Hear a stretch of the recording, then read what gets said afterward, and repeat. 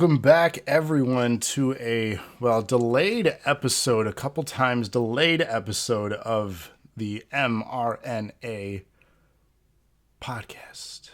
What's up, Trevor, in chat? And you guys can join us in chat, too, if you're watching these live Tuesday nights, generally on twitch.tv/DoseOfNerdAcumen. NAW Universe. Thank you for the host, Batman, Wrestling. and you can host just like that. So again, welcome, everyone. Welcome, Justin, a.k.a. Staple Gun, back to the Music Review Nerd Acumen podcast.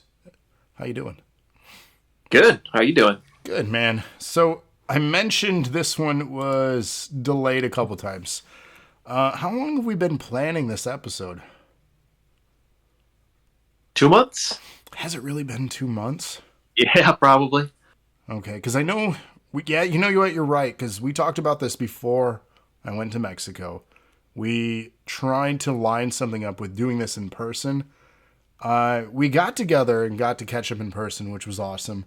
And we realized with my two kids and your two kids that it just was not possible to calmly, if you will, record a podcast for what could be our longest episode. It just didn't work out, and that's okay. So this one kind of got to simmer for a little bit. We hadn't done any reviews in a while for music albums. We've been sitting on this one. And it's a longer album. It's a deluxe edition of an album they released in 2020. So it's called Heartwork. It released early 2020? Originally? Yeah, April 2020. And then September, because it had just come out, which is why we were going to try to ride the wave of, the release of it. But it didn't work out, and that's okay. But it got to simmer. There were 27 total tracks on this? Yeah, quite a bit, man. I mean, for some bands, and thank you for the host, Dingus. For some bands, that's 3 albums worth of material, especially for some of the bands we reviewed. Because one of our critiques on former reviews was they were short albums. Right. Offspring, Weezer, those were shorter ones. Right, so this could be 3 full albums of content. Yeah. So, but this is the deluxe edition. There's 11 bonus tracks that were not on the original album release? I think so. I'm trying to think. And I apologize if I sound a little stuffy. Gotta love winter and gotta love kids in school. They bring home all the disease. 11 tracks. Yeah. So yeah, 11 bonus tracks. This, correct me if I'm wrong, this is an important band to both of us. There's a few bands that we've met in the middle on and kind of saw the same path or agreed for the most part on or have common, likes or interests and styles. This band kind of blends the best of both worlds for both of us, of the styles that we both enjoy, into an amalgamation. Can I say that word right? Amalgamation in one band. And I get to further clarifying, defining what they are and what they do and have done in my final review. But as always, we like to open up with a little bit of history on what the band is for us, what it's meant to us over the years, and then we segue into the actual album history, and then we give our predictions on each other's scores. And hola, Emma, what's going on? Thanks for chatting in. You're going to be lurking. Thank you for the lurk. Much appreciative. If you guys ever want to check out these episodes later on, too, they're always in our archives, and they're on Spotify, Google, and Apple Podcasts. Give us a follow and a sub there. It's free, and it helps us out for exposure. It helps us out for plays, too. So check us out on there if you ever miss an episode. But let's kick off things here with the history of the band. I did a lot of talking already, so I know you do your extensive work. We were talking about it right before we went on the air about the albums themselves, but what do you have for us tonight? Sure. I mean, as far as history, I didn't want to go too much into the weeds of it because this is already a longer album review. But they've put out 8 studio albums. Definitely hit it off with In Love and Death. But even prior to that, It Takes the Ink and a couple other songs that had made the radio, but not quite broken through because mainly at that time they were harder, punk rock, emo band. And then they got a little poppier in Love and Death, got some big hits off of there.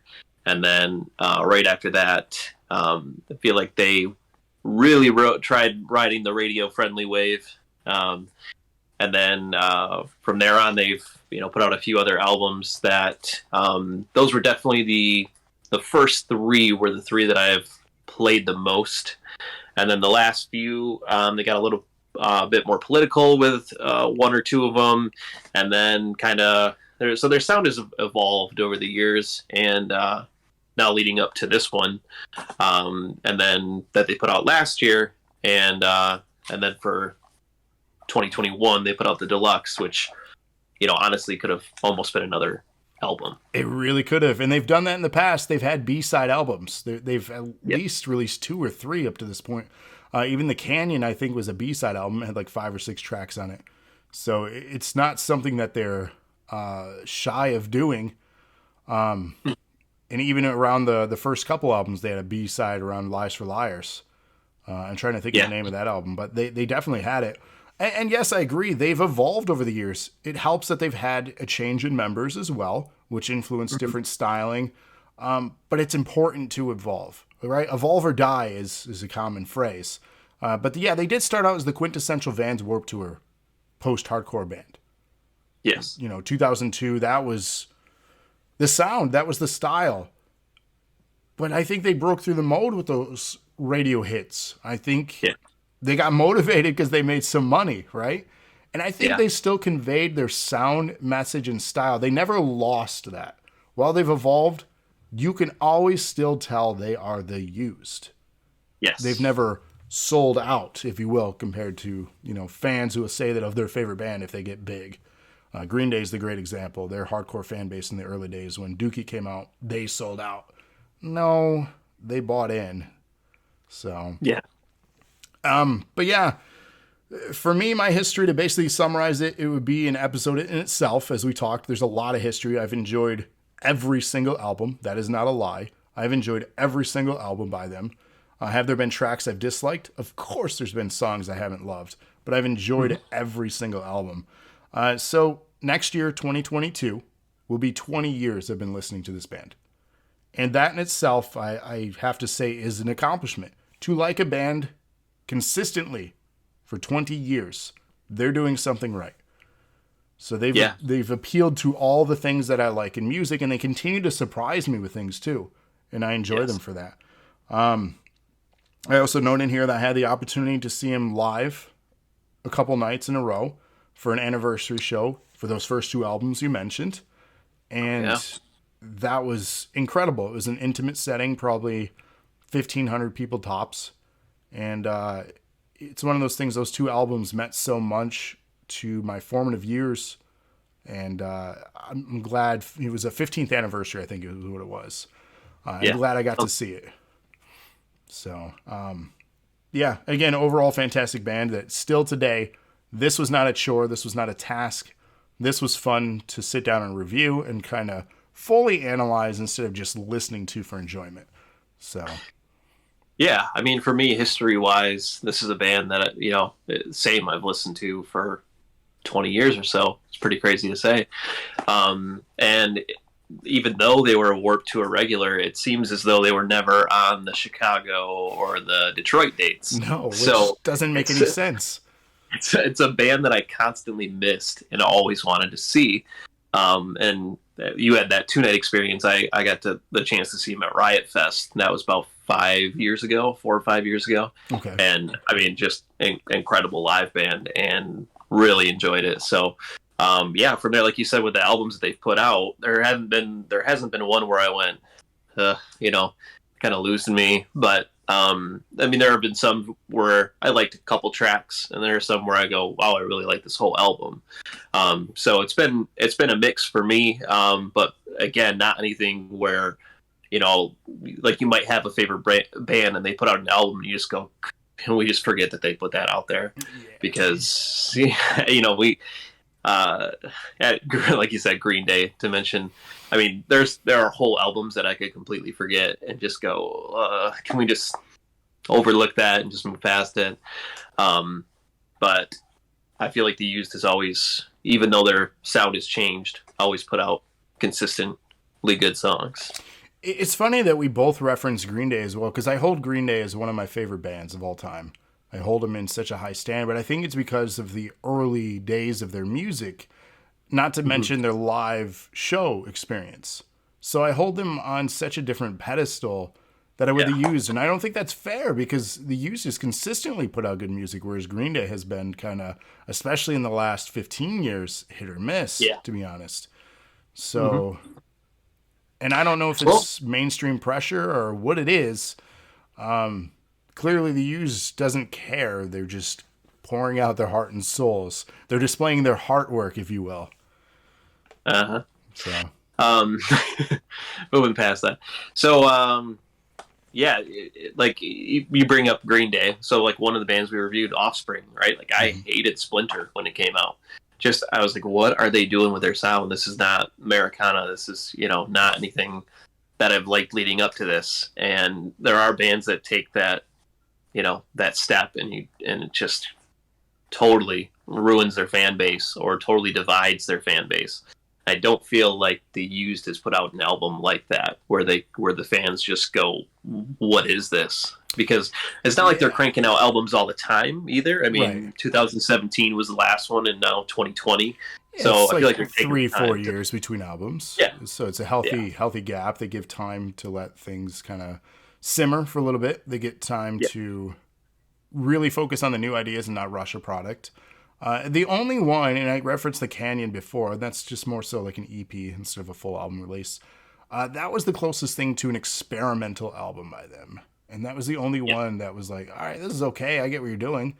I enjoy it for what it is. It's not one I frequent, but I didn't hate it. And it's not one that's like, it's because what it is, it's not divisive. It's not going to like alienate a fan base. So yeah, they play. I don't know if they play it safe or this is just what they are and what they do. Like some bands, it's just their style and sound, and that's fine. I'm not mad about it. Yeah. So I have a little bit of notes here on the album history. So again, Heartwork Deluxe Edition, 11 bonus tracks. So in mid-2019, the Used signed to their longtime friend and producer John Feldmann's record label Big Noise. They started recording the album in June of 2019. Took a break to headline the Disrupt Festival Tour and finished recording the album in November of 2019. A music video for the single Blow Me was released in December of 2019. Paradise Lost, a poem by John Milton, in February, and Cathedral Bell in April. This is the first album to feature Joey Bradford on guitar, which, shout out, he actually liked our photo promoting tonight's show on Instagram. So, probably not listening, but hey, even the like alone made my day. So shout out and thank you. I know you're the new guitarist, not enough history, but still, you're playing for the Used. Like, how cool. Super cool. So again, Bradford, thank you. Shout out. Check them out. Instagram, Twitter. Give them some love. So after Justin left in, not this Justin, you weren't in the Used, sadly. You should have been. You played guitar for a hot minute. They left in 2018. There's a story behind that too. I won't get into that, but it's out there if you want to look it up. The band recorded 27 songs during the Heartwork sessions and plan on releasing another album later in 2020 that will include the remaining songs. And then obviously that led to the remaining songs. Here we are with all 27 now. And the Deluxe Edition was eventually published September 10th, 2021. So we're a few months behind on reviewing this. We apologize for those anticipating this one. We are here now, and we're happy to be reviewing it. Predictions. It's out of a 10. Whole numbers only. No partials. We haven't done a partial yet, have we? No. Yeah, I feel like we could, but we haven't. We could if we really want to fight for it. I'll approve a partial. Apps, yeah. So let's do whole numbers only. Do you want to predict first, or shall I predict yours out of 10? Go ahead. So knowing your history, our history with this band, I would say you would give this one, based on your style and interests, I keep leaning towards an 8, but I want to say 9. Okay. For you, based on the tracks, the variety, and what I know you like, I'm gonna go bold, and I'm gonna say you're going 10. Dang! Would that be the first 10 on the show? I think that would be. I'm trying to think if I did 10 for, which wasn't an album, but Bo Burnham. Did you do 10 for that? I don't remember now. We should write this stuff down. You're right. Go check out that episode. No, I think you're gonna go. I think you're gonna go 10. Okay. That's my guess. So a perfect album, a 10. That's a bold statement. We'll find out if that's accurate. We will. I do want to say a thing too before we start to jump into the album. Regarding the live performances, the one thing I noticed, he had some sort of liquid that he was drinking, whether it was honey or something, to coat his throat during his performances. The man has lost his screaming voice, sadly. But as we get into this album, they found a way where he can still do it, but also have guest artists on the album. Yes. That fill in those blanks to keep that sound and style. And we'll get to that when we go to the track by track. We're going to alternate in our turns through all 27 tracks here. We're going to try to keep it to a minimum unless a deeper conversation requires it, so we don't bore you to death. But we do want to emphasize or focus on the things and emphasize on the important stuff. So do you want to kick us off or shall I? I'll start us off. Let's go. All right. So first we got Paradise Lost.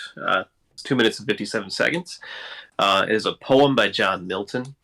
But they turned it into a song, and I mean, it's an excellent way to kick off the album.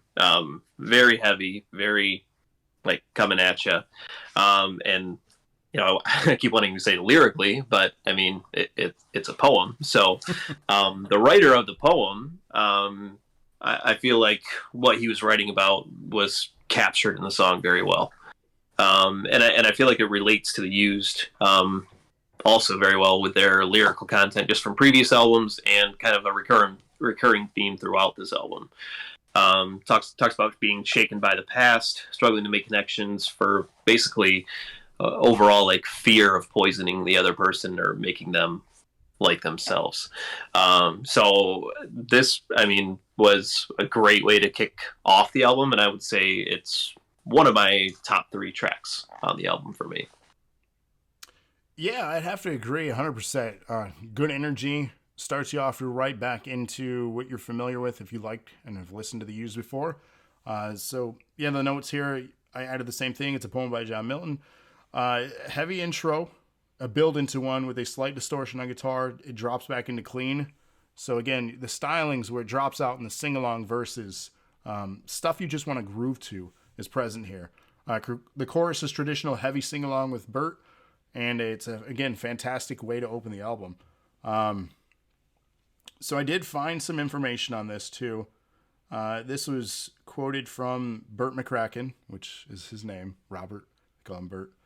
And he shared this on social media. He says, in quote, "I've always been a bit obsessed with Paradise Lost. I really dug deep into the poem and its author, John Milton. As I was reading a lot of his political essays, I realized that a lot of what Satan says in Paradise Lost are quotes directly from John Milton's own mouth.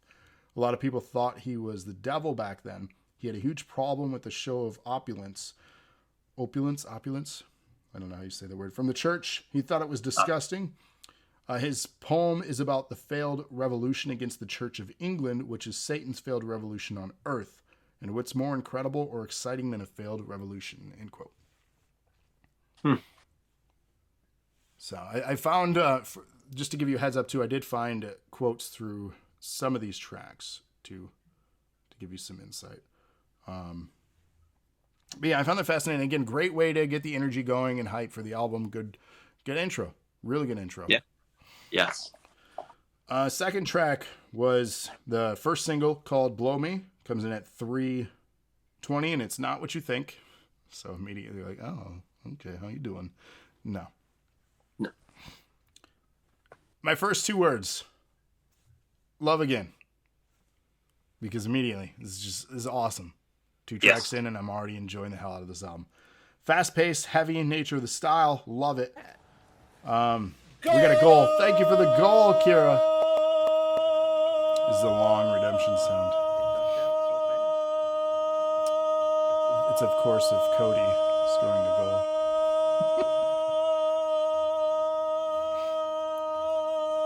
She says, so worth the $50,000 for redeeming it. It is an expensive redeem, but it's also one of our longest redeems. I think it's like 26 seconds. So you get your credits worth. So again, I love the fast-paced, heavy nature of the style of this. It continues with this track for a band that has adapted some of their style to appeal, as we talked about already, the top 40 charts. That is not present here for the most part. Nope. Especially with like pop punk. This is a great return to form for... I shouldn't say return to form. I wrote that in my notes. They didn't really leave form.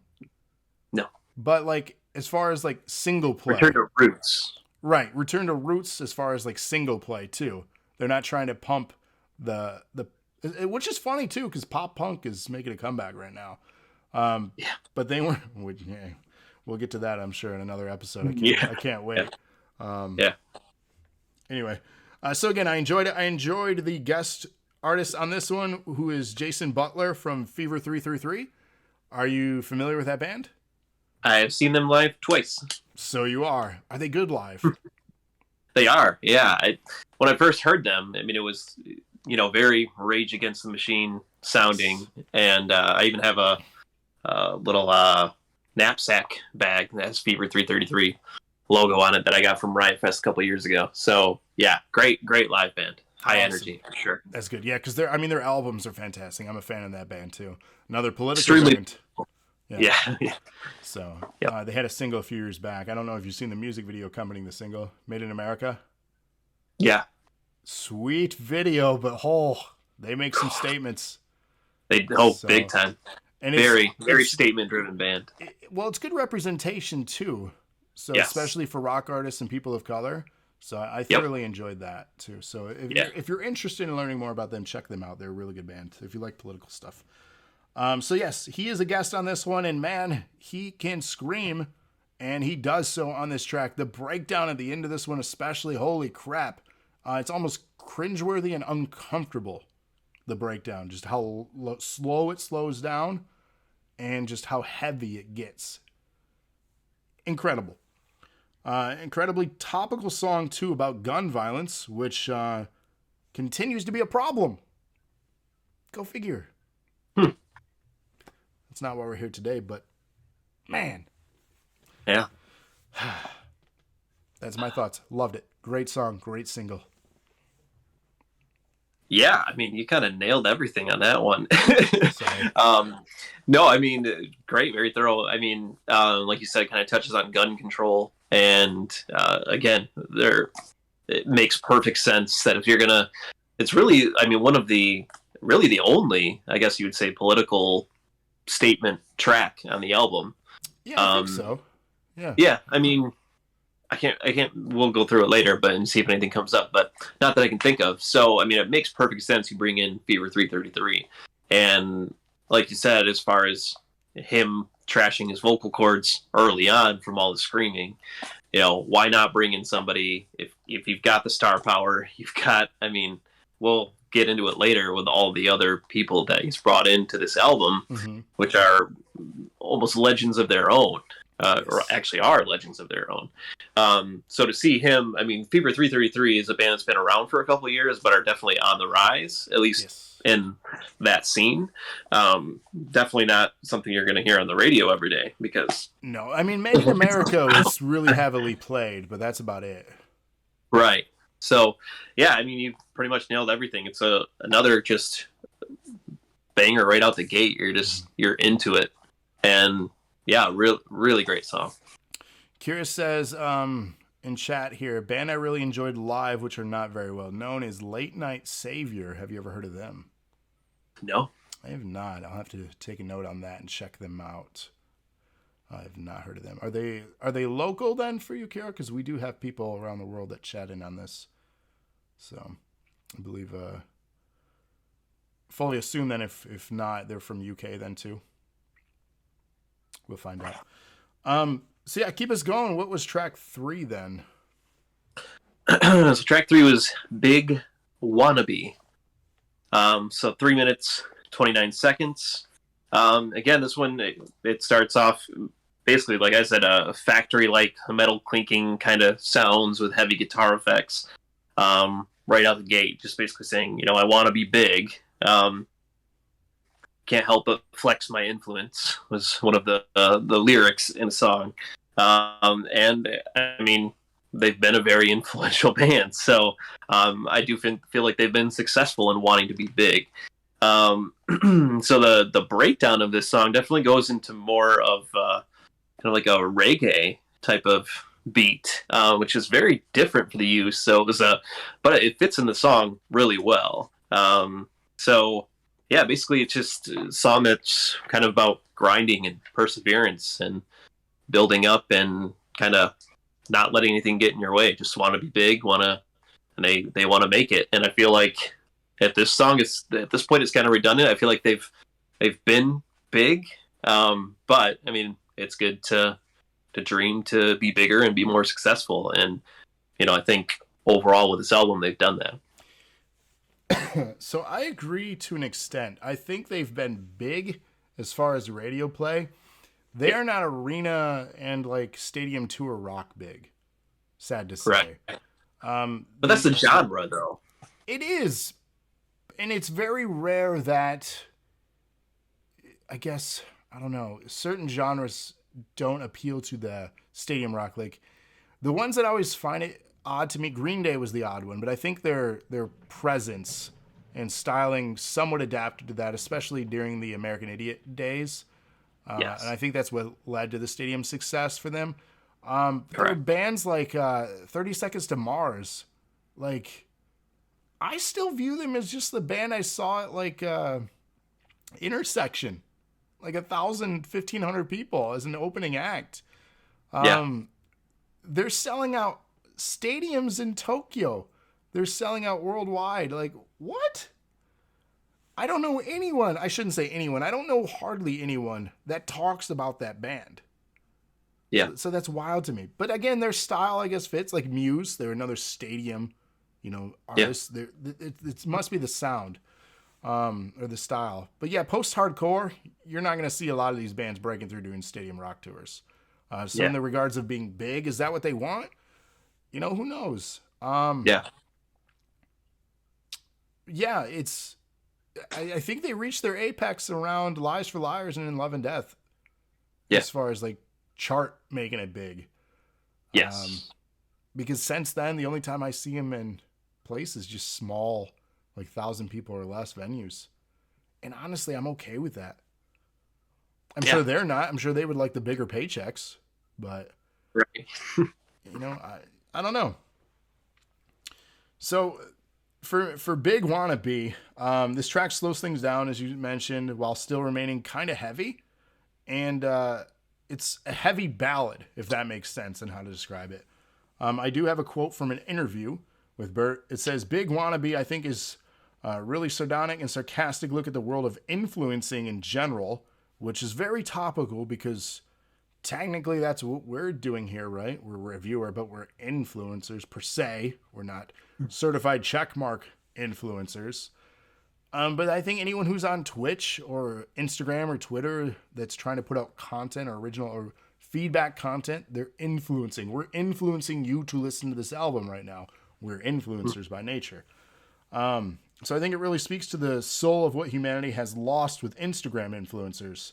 It's been going on for a long time. It's been elevated with Instagram and social media. They're platforms that make people feel jealous, but that feeling of jealousy can't be reciprocated on the other side. You can't feel someone feeling jealous. So it's just this weird, confusing conundrum that's a horrible situation for humans to be stuck in. But it's also kind of a light message about pushing yourself, as I just started working out with resistance training about a year ago. So in a roundabout, joking kind of way, it's also how I want to become way larger than I'm capable of becoming. So that was his in an interview describing him wanting to be big. It's a... Yeah, metaphorically and physically. Right. So we always, by nature, want to be what we aren't. We want what we can't have.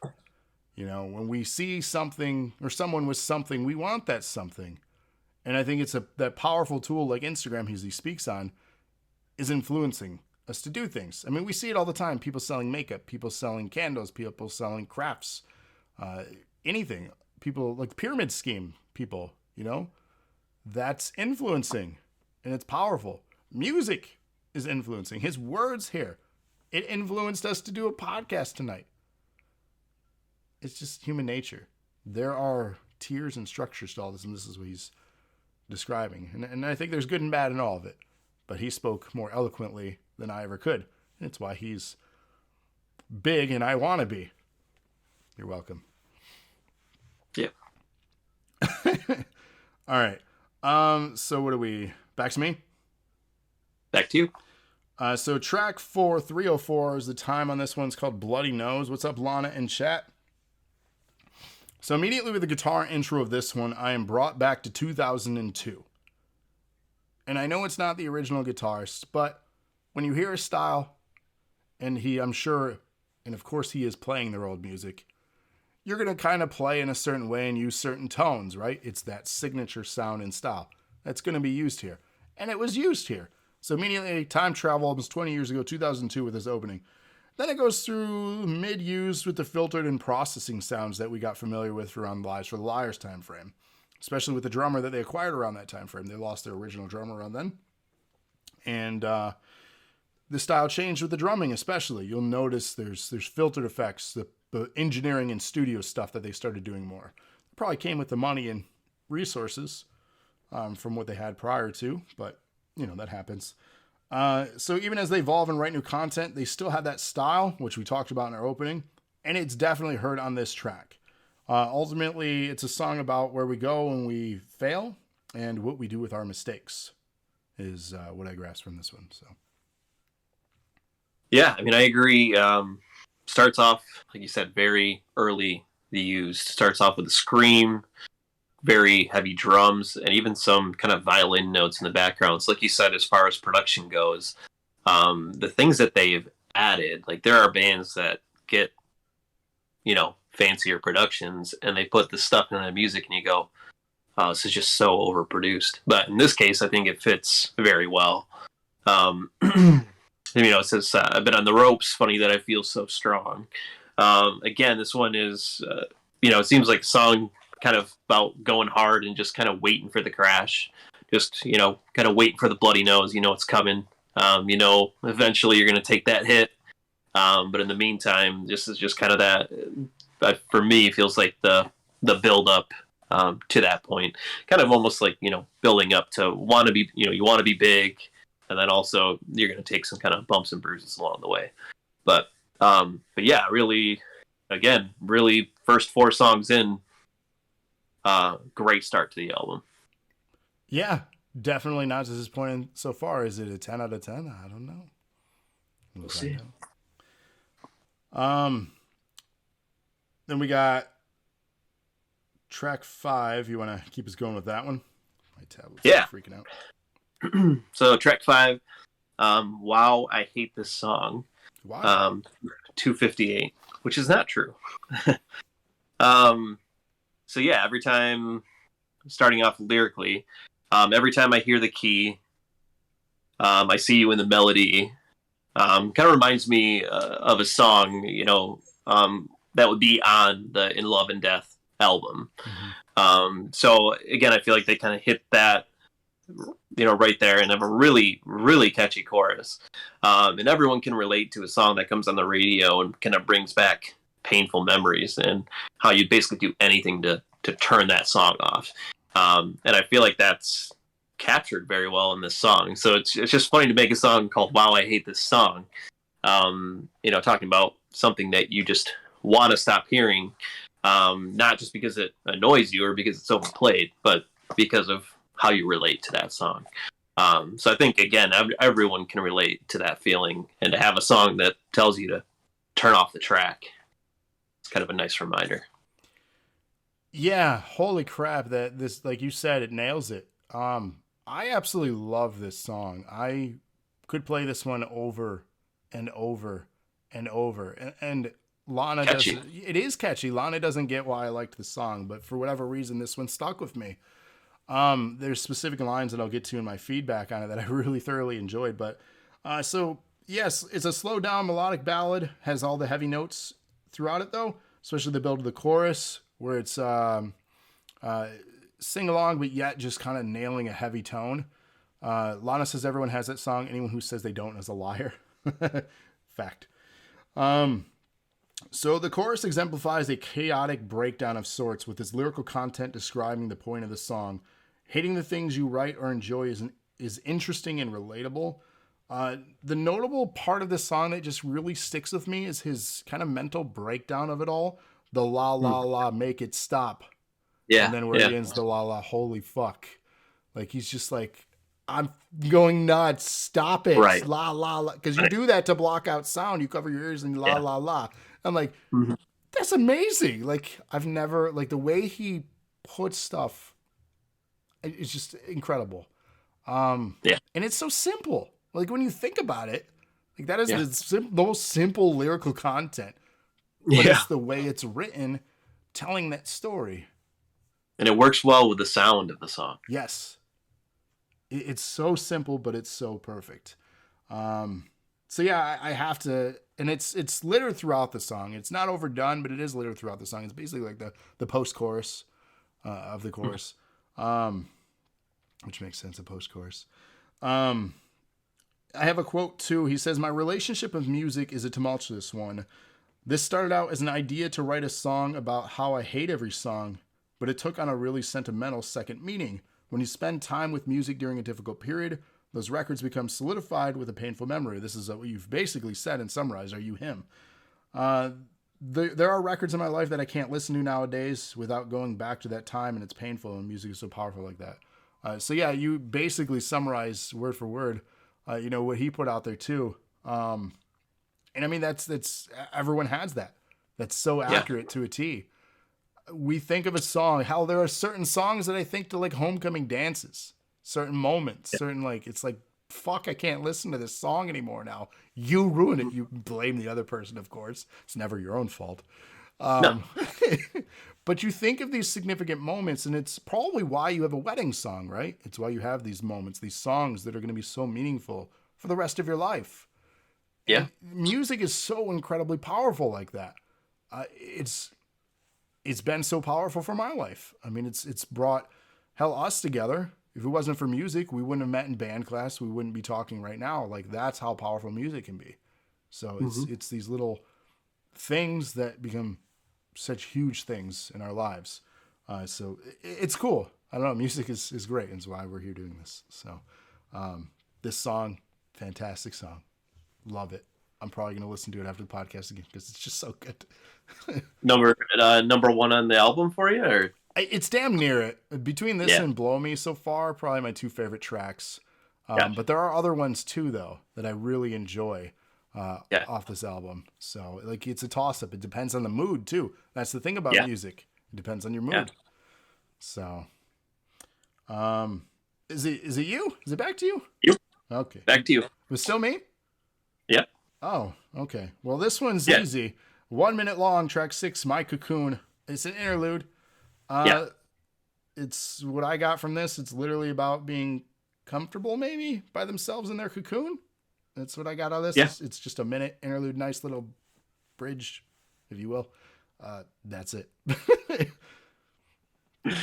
Yeah, I agree. Yeah, it's just a kind of midway through, or not even midway through, but kind of song about, isolation, and not much to say about it. It's fine. It's not like anything where I went, ugh.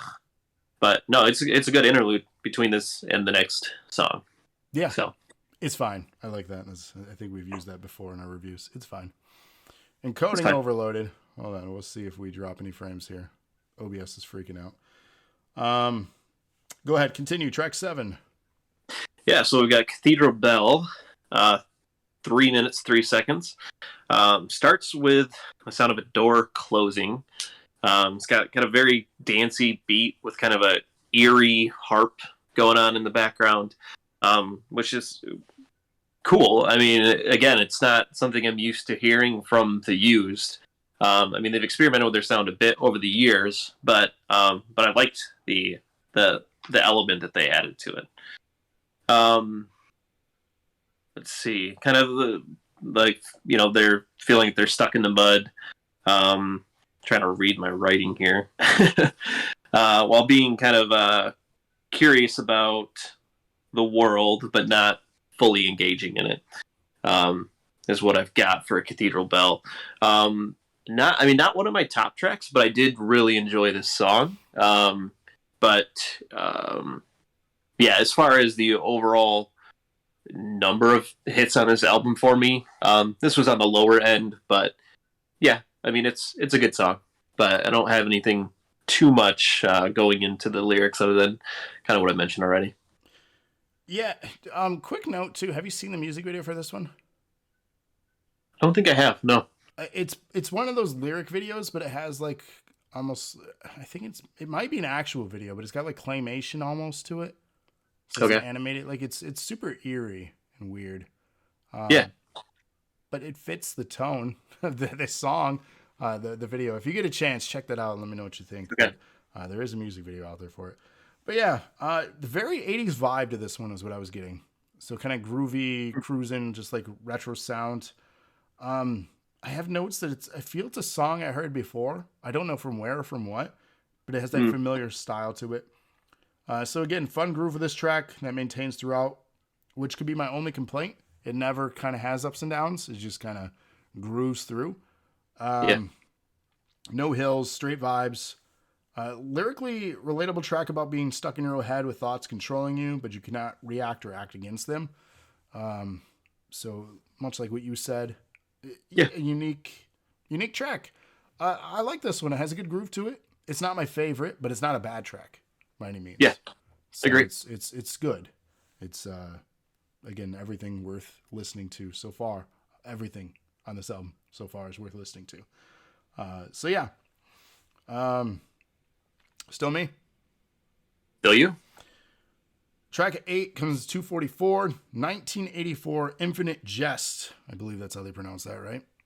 Yep. Going early-ish used on the opening of this track with a mandolin, styling 2. I believe it's a mandolin. I could be wrong. It's some string instrument. I mean, there's so many sounds in this album. To identify each one would be you'd have to be extremely well versed in your musical sounds. I'm almost there. I'm just kidding. So it's got creepy string. It's a signature style they've used before. The creepy, almost spooky, like carnival vibes as they build into a heavy bridge in the verse. This track is a reference lyrically to one of Bert's favorite books, which is called Infinite Jest, I found out. I had never heard of that book before, but I was curious what the heck that meant, and that's what I discovered. So. That's it. Okay. Yeah. Maybe so you totally ignored the No, that's fine. So you totally ignored the 1984 part of that, huh? Oh my God. Right over my head, too. Right over my head. Wow. I was focused on the wrong part of that. That's so funny. Yeah.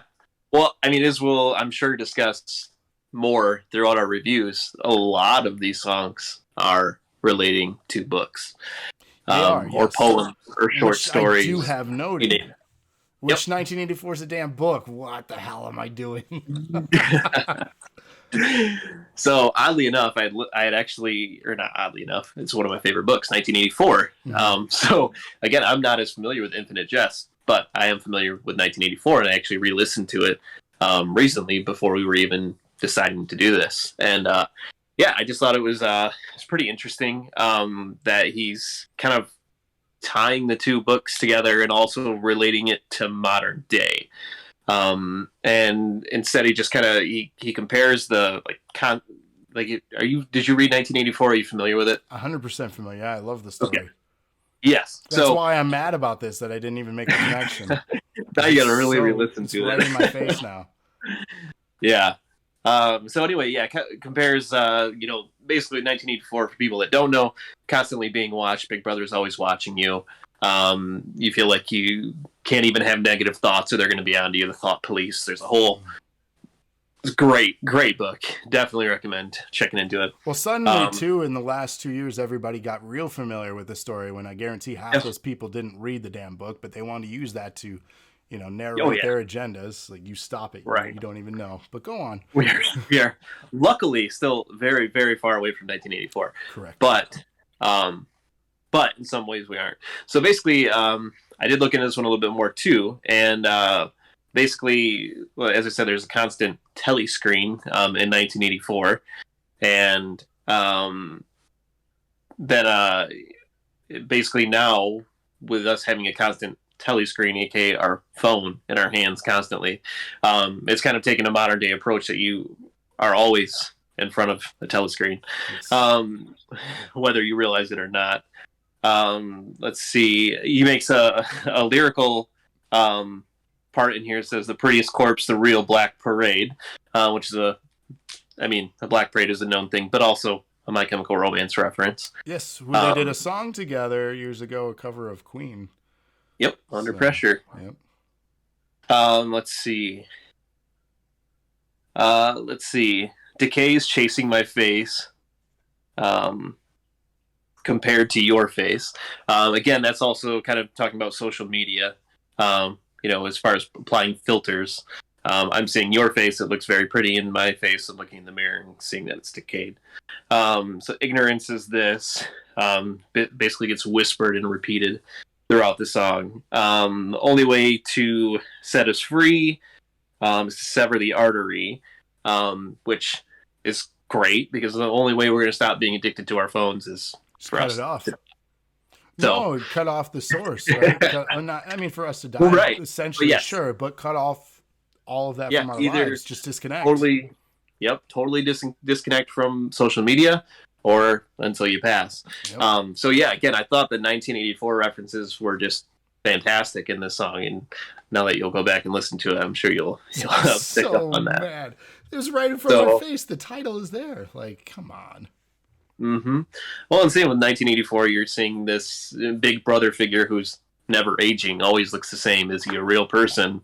And that's kind of what we see in social media. And so I thought lyrically one of the better songs. And even though it's pulling from biblical, I was going to say biblical, literary references, it's still really relatable to modern day. And I like the new spin on having your phone being the telescreen, like 1984. Makes complete sense. Like, yeah, it's scary.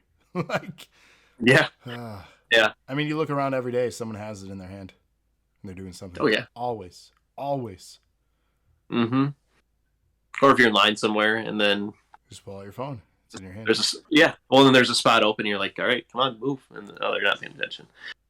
Yeah. Happens constantly. It's wild. It was not like we grew up in a generation that didn't have that. It's wild. That's all we see now. Yeah. Batman says, love 1984. Did an English lit exam on that. Yeah, we had to read it in school years ago. Yep. And that's when I really kind of discovered that genre of, I knew of science fiction, but almost science nonfiction, right? If you will. Like, yeah, it's great potential. Yeah. But that's why it makes it so interesting, right? This man, like, the people that are broken are freaking geniuses. Like, they really are. Like, Bert, he's been through some shit, but he is smart. And I believe he's a high school dropout, too. Which is wild. So, again, like, I don't know. It's wild to me. The incredible knowledge this man has. And the way he can articulate things. And his fondness of poetry, too. That's a whole different style. To be able to think and write like that. That's not normal. That's his unique characteristic. So, yeah. And I want to use that term loosely. Normal. What is normal, right? All right. What's up, King of Pro 259? Thank you for chatting in. How are you tonight? Is it you still? Are you kicking us through? Yep. So, yeah. All right. The next one. So, Gravity's Rainbow. Again, another book. So this is one that I was not at all familiar with. So I did look it up. I did like... I wasn't familiar with the book, but basically it kind of relates to World War II and the design and production of rockets. And I felt like, at least lyrically, it was kind of from the perspective of somebody living through it and kind of recognizing what they're doing and the impact that it's having on the world around them. For me, again, it was hard for me to get really into this one, even though it's 4 minutes and 13 seconds. I like the song, but again, without being super familiar with the story, it was like less relatable when I look back at the 1984 song just before it, and I'm going, oh yeah, I know what this is saying, I know what this is saying, I know what this is saying. So yeah, that's all I've got for that song. So for this one, I mentioned again, we talked about the sound engineering. I got to give compliments again for how they fill out their tracks. Opening in with strings. For me, it's become iconic with them. I know they're not the only band. So many bands use strings to fill out their sound. But the way they mix theirs, you know it's a used track. If you're familiar with the used, that is. So for me, it's become iconic for them. This builds into heavy riffs to transition to the verse, which then falls back into a calmer drum and bass. The chorus is heavier with the sing-along styles, which we're growing to expect if this is your first album, or you've grown to expect if you're a seasoned fan of this band. I noted in here, too, Bert seems to be a bookworm a bit. Yeah. So it was at this point where I'm starting to acknowledge the trend, which we already talked about and highlighted. And he's referencing again another book that he loves in this track name. So at this point, because when I listen to an album, I listen to front and back. That's just how I've always listened to albums. It's how I'll continue probably. I'm not going to jump around. I'm not House of Pain. No. I get it. Okay. Anyways. But yeah, it's a good song. Not a highlight to me, but it's a good song. I enjoyed this one. Yeah. Track 10 comes in at 251. It's called Clean Cut Heels. Synth sounding intro on this one, which falls out to bass and vocals in a verse. The chorus is this amazing amalgamation of 80s funk and dance with sing-along chorus with Bert here. And lyrically, I found this song to be apparently about his experience with leaving the Mormon church. So that was the only thing that I could find in relation to information I could find on this one. Which makes sense with some of the lyrical content. So he references, I wish I would have written this down too, he references being too, what is that? I believe he said obscene or something for the church. So it was questioning, why he was leaving. Am I too much, basically, for you? Oh. Mm-hmm. So that's what I got out of this one. It's a fun song, upbeat. I enjoyed it. Again, like, we're deep into the album now. The standouts generally are in the in the early parts of albums. But this is still a fun track, and I really enjoyed this one. All right. For me, this is definitely a standout. It's very odd for the Used. I feel like it's their almost their poppiest song to date. As far as taking that kind of a like almost has like a club beat to it. Great vocal distortions on the track, funky bass beat, like you said. Hardly any guitar at all in the song. A couple riffs into the chorus. Other than that, it sounds kind of like you said, someone who's stuck in a painful relationship and saying that basically a clean cut heals more beautiful. I won't ever leave. And basically saying like, you need to end this relationship or I'm going to be here forever. So for me, I found it more relating to a relationship and making kind of a clean break. For me, this is one of my top 3 tracks of the album. I just love the overall sound. It's very, very catchy to me, and very different. Like if you would have put out a song by, one of the bands that I listen to that sounds totally different from stuff they've been doing before, like this, I would have been like, it's okay. But this song really hits for me. Yeah, it definitely works for them, for sure. Like I said, I didn't hate it. There hasn't been a bad song yet. So yeah. But if we're ranking things, I don't think it would be my personal top 3, but it's because there are other ones that I felt stand out more. A contender for maybe top 5, I would say. So, yeah. What are we on now? Heartwork. Heartwork. Still you. Yep. So Heartwork, 1 minute, 22 seconds. Again, an interlude. Kind of got some chants going on in the background. Again, some cool production techniques that were done. Bert's vocals in this one kind of remind me of "I'm a Fake," which is a song that I obviously am super familiar with from their earlier albums. Kind of sounds uses a lot of lyrical violence, but takes it with a positive tone. And just talking about basically kind of killing each other with kindness.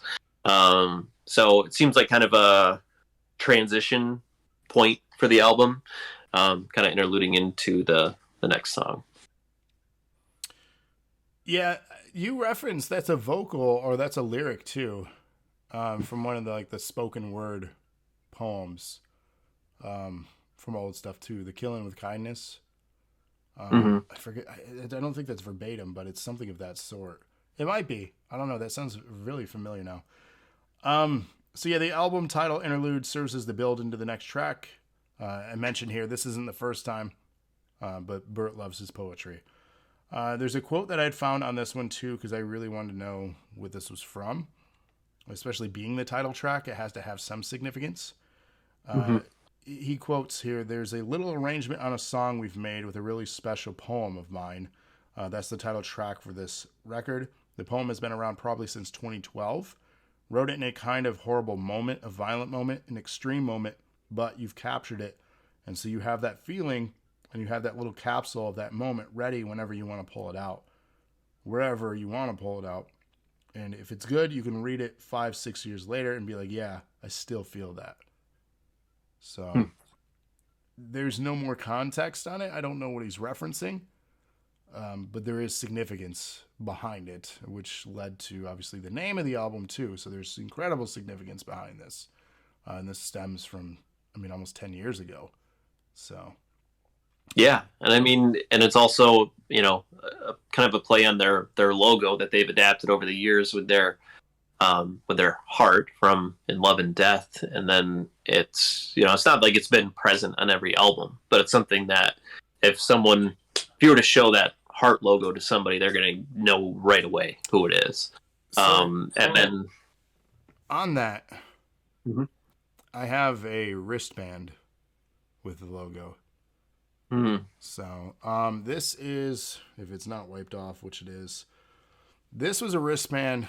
And I talk about the significance of the band for me, but this wristband especially. I played guitar in a band for many years. You know this already. Some people that listen to our podcast know this. One of the things that you wear is a wristband so you don't rub off the paint and then destroy your forearm on the guitar when you're playing. It also was a style thing for a little while, right? The punk rock, the pop punk bands, you would wear these things. It became really trendy. So I found one in probably 2003, 2004-ish, with this logo, which makes sense if it was 2004 because that's around the time they adapted, like you said, that logo. And throughout the bands around that time for several years, it's worn. Like if you could see it, the color's all distorted and just this thing probably smells. It's never been washed. But it's something I wore at every show. So that's how much this band meant to me, to wear their logo and wear their stuff and just be so proud to be a fan of them. So, but yeah, that's the logo, which you referenced. I figured that's a good time to share that. So, well, and also playing off of their previous album, Heartwork. So Heartwork's just to play on words from their earlier albums and kind of tying it all together. Yes. So yeah, Heartwork, another one that was probably, gosh, that was several years ago now too. Yeah, 10 years ago or so. Good God. Yeah. They put out a lot of stuff. Yeah. Back to me. Back to you. Track 12 here. We're getting through this, guys. Don't worry. Track 12 here is called The Lighthouse, and it has another guest artist on this one. This one features Mark Hoppus, which if you're unfamiliar with him, he is best known as the bass player and vocalist for Blink-182, as well as Plus 44. And he has guested on so many other projects, including a side project that he was most recently part of. Gosh, what is the duo called now? Him and another vocalist. I don't know. Lana would know because we've listened to this. They had that pop-up music video. I don't know. Maybe she's still listening. Maybe she'll pop in with that. But anyways, Mark Hoppus, you best know him for his spot in Blink-182 as the bass player and vocalist for that. In this one, it's a chill track, clean vocals or clean guitars and a hip hop beat almost behind it. Verse with vocal is built into the guest spot for Mark Hoppus, which builds into the sing-along chorus. And man, if you're not belting this one out when it comes in, when that chorus kicks, I Can Be Your Lighthouse, I don't know what you're doing with yourself. Because wherever you're at, if you're in the car driving, especially if you're by yourself and no one can judge you, you're yelling that chorus out. Simple Creatures, thank you, Lana. Are you familiar with that band? I'm not. Really? Yeah. Okay. Might be an upcoming review for us then. It's a collaboration project. They've put out 2 EPs. Oh, yeah, I'll check into it. Yeah, like 6 tracks each. But yeah, Simple Creatures, fun. I think it's up your alley. We'll find out. Maybe we'll do a review. Older stuff is a couple years ago now, but so yeah, I Could Be Your Lighthouse. The chorus is driven with a marching snare and drops back out for the verses, back into the hip hop styling. Ends with some funk bass with a little bit of a breakdown, and it's even soloed for a section until it comes back in. Like fun track. I really enjoyed this one. This might be one of those top 3 ones again. So the information I found on here, it says the song title could easily be a reference to the book To the Lighthouse by Virginia Woolf. After a Google search, I found out that Bert actually tweeted out a reference to the book before, years ago. So something tells me that it's a nod to that. Unless you have more info. So what do you got? So I do have a little more info, but not directly relating to literary reference. So yeah, like you said, featuring Mark Hoppus. Mark Hoppus has done a lot of guest spots on songs and done a lot of production work. So just aside from Blink-182, he helped produce Commit This to Memory, which is one of my favorite albums from Ocean City soundtrack. So yeah, very heavily involved in pop punk and that whole genre around it, everything in between. So yeah, it had kind of a funky bass line, which reminded me of kind of the bass line from Clean Cuts in the chorus. So really enjoyed that. Like you said, as far as the I Can Be Your Lighthouse chorus, I mean, it's, yeah, you belt it out. Like, how do you not? And it's repetitive, but it works. It works really well. This one, the song kind of speaks to a destructive relationship, and the other person still relying on them to kind of be their rock. And I actually found out that it was I Can't Be Your Lighthouse was initially how he had it phrased. And then he played the songs for his daughter, and his daughter didn't like it, and she said you should change it to Can, and he did. Which gives it a whole different meaning. I can be your lighthouse versus I can't be your lighthouse totally changes the whole direction and meaning of the song. Have you seen the music video for this one? I want to say I have. I don't remember, though. So this one, they did a tribute to medical workers, firemen, policemen. Oh, okay. Yeah. See this one. So again, trying to be our lighthouse through COVID and trying to help people heal, stay safe. Great song to do that tribute on, and really great music video. So definitely check into that. As far as they featured a lot of people, probably 100 plus different people throughout the video that sent in their own submissions, keep it all COVID safe. So great song. Andrea got back to us too. So Simple Creatures is him, Mark Hoppus, with the vocalist and guitarist and keyboardist from All Time Low. So this is the main guy there, and Mark Hoppus. So those two are a duo to do a super duo. That was the last concert I've seen. Well, there you go. It might be up your alley then. It's right. A fun. Yeah. There's some good tracks from what I've heard. So check them out. That might be a review coming soon. Cool. Is it you? Yeah, it's still you. Yep. Yeah, so next one we've got is Obvious Blase. 2 minutes, 52 seconds. This song features Travis Barker. Mm-hmm. So you've got 2/3 of the original Blink-182. And, well, not original, but we can go there. But, Just say, wait a second. I know. I knew you were going to call me out on it, but the more well-known Blink-182. How about that? So, this one, I mean, it's got really technical drum beats. Sounds like a classic used song. And lyrically, I mean, it kind of sounds like the end result of Big Wannabe. Is kind of what I kind of put out from it. So I felt like those two songs were closely related. But I wanted to love it because it's got Travis Barker on it. Because he's done a lot of good features, and as you said, with pop punk making a comeback, he's done a lot of stuff with stuff that's been hitting the radio.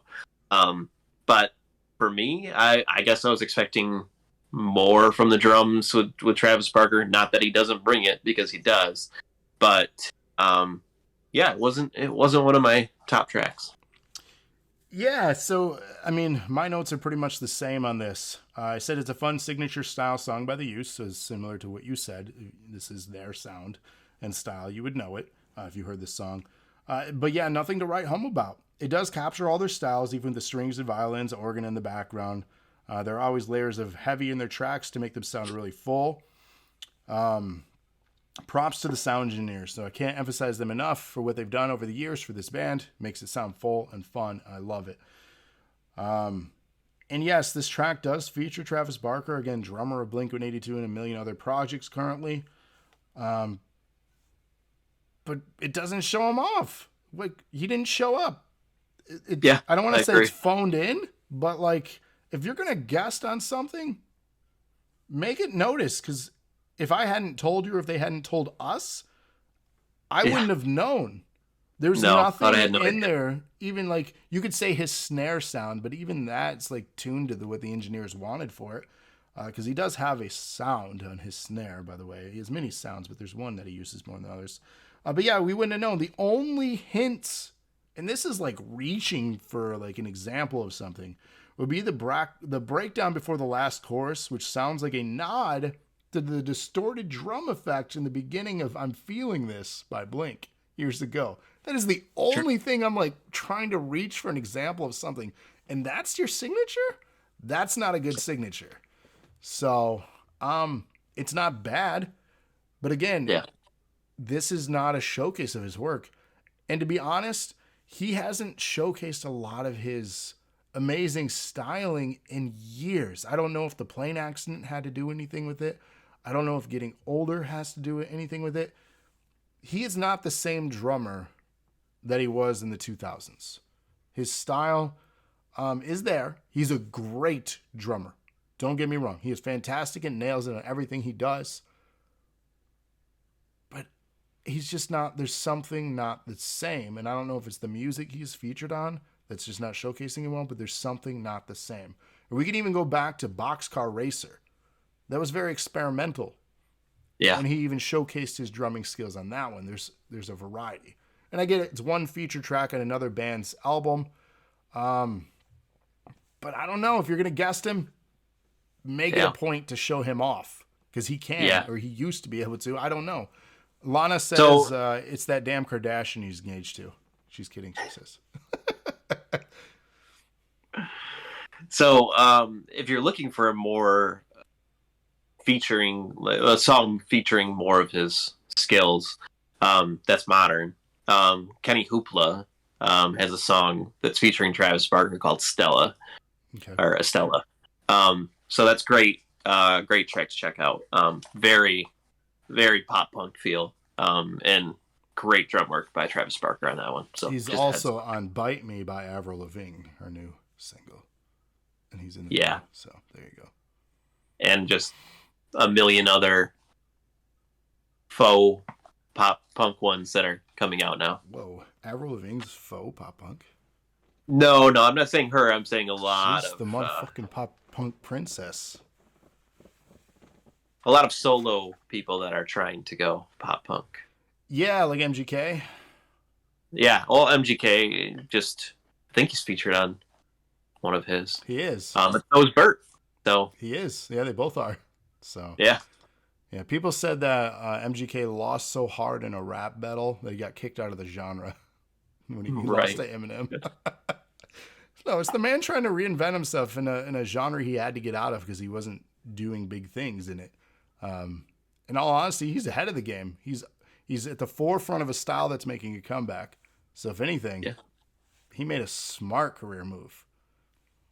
Hate the man if you will, but look who he's with. I ain't hating on him. Back to the review though. Me Still You? Who is it? You're up next with the lottery. The lottery 14. After this, after 16, I stopped numbering them because I numbered the bonus tracks starting back at 1. So, 14, the lottery coming in at 244. Heavy hat heavy is what I kick this thing off with. If you listen to the song, you know what I mean. The track kicks off really heavy and then drops off into a swing style almost in the verse. It builds on vocals and drums into the chorus, drops to vocals just before the chorus, fully kicks in. Anything where just everything drops and then it comes in, it's like a punch of sound and music, which is one of the same. But love it. So I was very happy with that. Why are my notes disappearing? It features another guest vocalist too. Did it reference a guest vocalist? Because I wrote that in my notes. It did. Yep. It did. Okay. Because for whatever reason, the title track usually references, but it's not here. So it features a guest vocalist from Caleb Shomo, known now for Beartooth, formerly a member of Attack Attack. Both bands that I enjoy. Absolutely love Attack Attack. Most people have mixed opinions on them, but they're a fun band. Really heavy, hardcore stuff if you like that style. Same with Beartooth. So let me get our connection stable here. We are dropping out frames. I don't know if you're still with me. Can you hear me? Yep. My computer's just all over the place today. So that's wonderful. Every time we try to do a damn podcast, it goes all over the place. Encoding overloaded. Consider turning down. No, I didn't change anything, OBS. Stop effing with me. Good Lord, can we just get through an episode? Gotta love it. So yeah, it features guest vocals from Beartooth, another post-hardcore band. He's prominently featured in the heavy breakdown of this track, as that shows off his style from that band. An overall great heavy track. I really enjoyed this one. All right. Got one more note. Sorry. I had to go to my next page. So I have a quote on this one. The song is based around a short story written by Shirley Jackson. The story details an annual rite called the Lottery and deals mainly with the theme of traditions. Bert explained he feels this theme is even more relevant now than when the author wrote the story, as there are so many things about our lives and the world we take for granted and do not question even though they hurt us. So that was a quote from Bert on the track that I had found. Go on, sorry. All right. I was going to say, I think you missed the literary aspect, but you got it. I did, yeah. I had to go to the next page in my notes. Yeah, that might help. Caleb Shomo, as he said, heavy first album vibes kind of out the gate with this one. Really love the heavy guitars in this one. The breakdowns between choruses, guitar solos with screaming that kind of into the very end. It's just great. One of my top tracks on the album, I would say.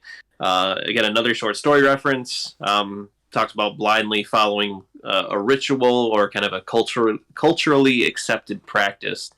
Did you look into what the lottery was as far as the story or what the ritual is?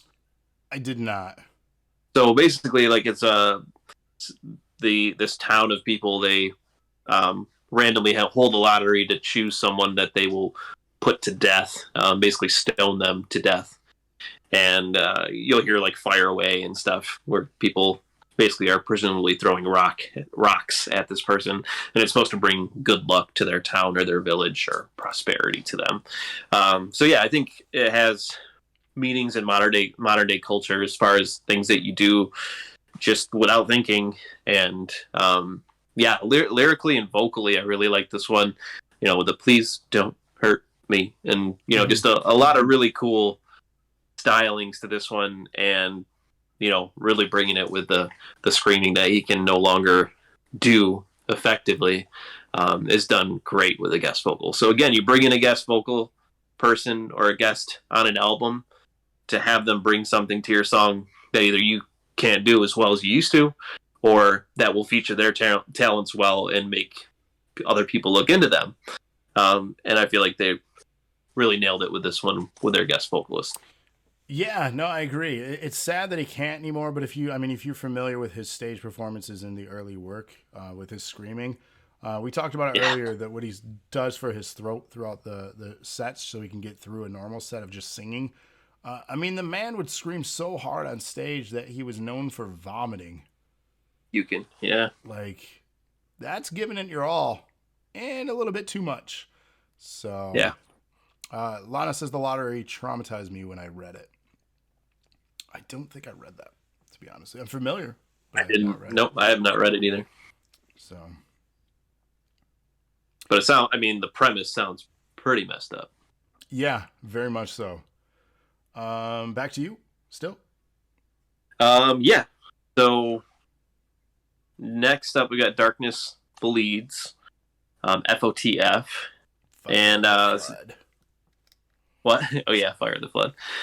So heavy snare, builds into guitars and drums, and then we've got some violins, like you said, with the used. They like to use their strings, and they feature them very well on this song. Goes into more of industrial, almost EDM like beat, but it works. It works well. Let's see. "Cover Me When Darkness Bleeds In" is one of the lyrics from it. Kind of painful past and reliance on another for comfort is lyrically kind of what I was taking away from it. Let's see. Hear the Silence. There's basically like a more of a chant going on that's featured in this one, with that hear the silence, hear the silence, which almost sounds like women's vocals in the background, which is again different for the used, but works really well in the song. It isn't overdone or overly featured. So yeah, and then it has a good piano breakdown and tempo change at the end. So again, really good track as we're getting close to the end of the album. One of the better songs on the album for sure. Yeah, most definitely. To recap on the lottery one too, Lana says they read it in English class. You don't know they're getting stoned to death until the very end. It's a twist, and you think it's this amazing thing, and then they surprise you at the end. It's horrific. Yeah, sounds like an interesting read. Good. Sounds good. So yeah, Darkness Bleeds, Fire or the Flood. Heavy intro with a breakbeat verse, very fast pace. This builds into the same pace, but with heavy guitars into the chorus. So it just builds, but keeps the frantic pace going throughout. Sing along with Bert continues on this one. Can't help but feel hype. The back and forth continue with the verse and chorus. There is, however, an instrumental breakdown. This is where the track kind of slows down for a little bit too. So there are a lot of peaks and dips. There's a lot of variety to this one. It's a fun ride, if you will. Yes. I tend to like that in my tracks. Every now and then it's good to have a straightforward flow to a song. But maybe this is just us being groomed with orchestra growing up. Orchestra didn't have structure, right? There's flow to it. There's emotions that you experience throughout it. Very seldomly did you return to a chorus or a hook, if you will. Generally, it is littered in there, but not as cookie cutter as Top 40 radio is. You know what I mean? Right. It's that's safe music. This one had variety, and I enjoy that in their stuff. So yeah, nice variety, really good track. They reference Fire the Flood and other things too. We'll get to that. It's referenced again. Closing out the original album here, before the expansion pack, if you will. Track 16, To Feel Something, coming in at 256. Initially, if this was just the closing of the actual album, which it was back then, acoustic piano outro for what was the original album length, is what I have for notes, serves as a great outro for that original album, as they digress from so much emotion and energy that was on this album thus far. The build grows heavy and dark as they exit this track. Possibly one of the most relatable vocalists out there for me, is what I have. Just to give example of why I've become and have been so attached to them for 20 years. So amazing stuff. He's one of those people that I would love to just sit down and have a conversation with. What we talk about, I don't know. I'd figure it out then, but Right. I would love to have a moment. So, but yeah. Yeah, I mean, I agree. To feel something kind of starts off differently. Like you think it's going to be faster. It kind of starts off almost with like a bagpipe like sound with bass building. In the bass beat, initially when I first heard it, that's kind of building, slowly building, growing louder and louder and louder. Reminded me of Something Is Not Right With Me by the Cold War Kids. Mm-hmm. So that, and then it just drops off and it goes into like a slow acoustic breakdown with piano. And some of, I would say, Bert's best vocal work that I've heard in general throughout all of their albums. Really powerful stuff, to feel something. I mean, everyone has had that point where they are just kind of going through life and they're not really feeling it. They want something to connect with, someone to connect with, and especially through, COVID, a lot of people are feeling that. So, yeah, I just want to feel something. Anything is better than this. Again, heavy industrial beats and bass, leading into a screaming of the chorus and a powerful closeout. So yeah, just great way to wrap up the whole original album. Yeah, I agree. I'm not going to give you a preview of my score, but if we were reviewing the just original track list, I would have been very favorable of it and very positive on it. So to give you some insight thus far where we're headed, it's a solid album. So if you haven't heard the album, the original format even, listen to it. You're missing out, honestly. And this goes for any genre-liking individual. Unless you like country, then you probably won't like this. But, so let's head over to the expansion pack. If you will, let's have you continue this thing. All right. So first track we've got on there is the Night Sea Journey. 4 minutes, 27 seconds. It's got kind of a guitar and xylophone like intro. Echoing lyrics kind of match the feel of the overall song. Seems like to me more of a optimistic song. Search for kind of paradise and pushing through to basically see the rainbow to get to the light at the end of the tunnel. So again, like lyrically, I really enjoyed this track. Really good, but I can see why it was not included in the original album, just thematically. Musically, it could fit anywhere for them, and I feel like it could have.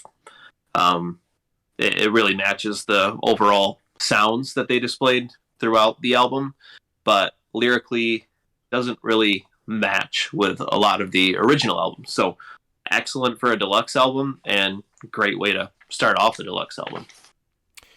Yeah, that's definitely what's interesting about recording 27 tracks and then finding a theme, right? A lot of bands do this. So a lot of bands, when they put together an album, there's more songs out there. Whether they recorded them or not, we don't know. Sometimes they do just to have them in their catalog. They may release them down the road that might fit more thematically with whatever they're putting out. Styles change, and it might be fitting more to a style that's upcoming that wasn't yet. It could be something retroactively coming back, into style. So yeah, it's one of those things you can tell sometimes. You're like, this is a bonus track. That's not necessarily a bad thing, but thematically, it's not what was before it in the album itself. So yeah. So bringing us into the deluxe part of the album with this, we are brought in gently. Slow builds into a chorus, which seemed fitting to the track name itself. It is a journey, right? The verses are calm in the pre-chorus and chorus are very upbeat and driven. And there's more references in this one to the in this track to the flood. So they mention the fire and the flood in this one again. So they talk about the flood. I thought I had notes on that. I just didn't remember which track. Previous example was in the fire and flood earlier in the album, and then the track for this one ends pretty heavy. So it's a good track.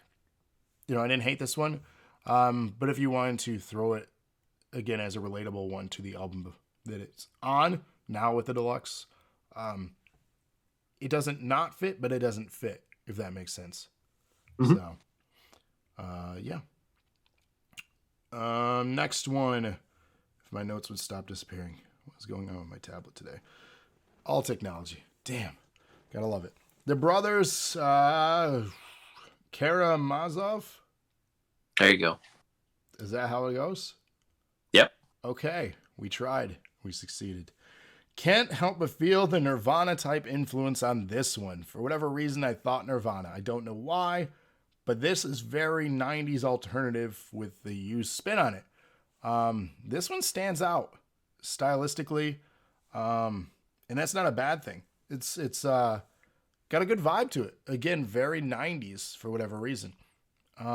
Maybe it's their own influence. These guys aren't young. Keep in mind, we said that they've been around full albums for 20 years. They're older than us. They've been doing their thing for a while. So it makes sense their formative years was a band like Nirvana.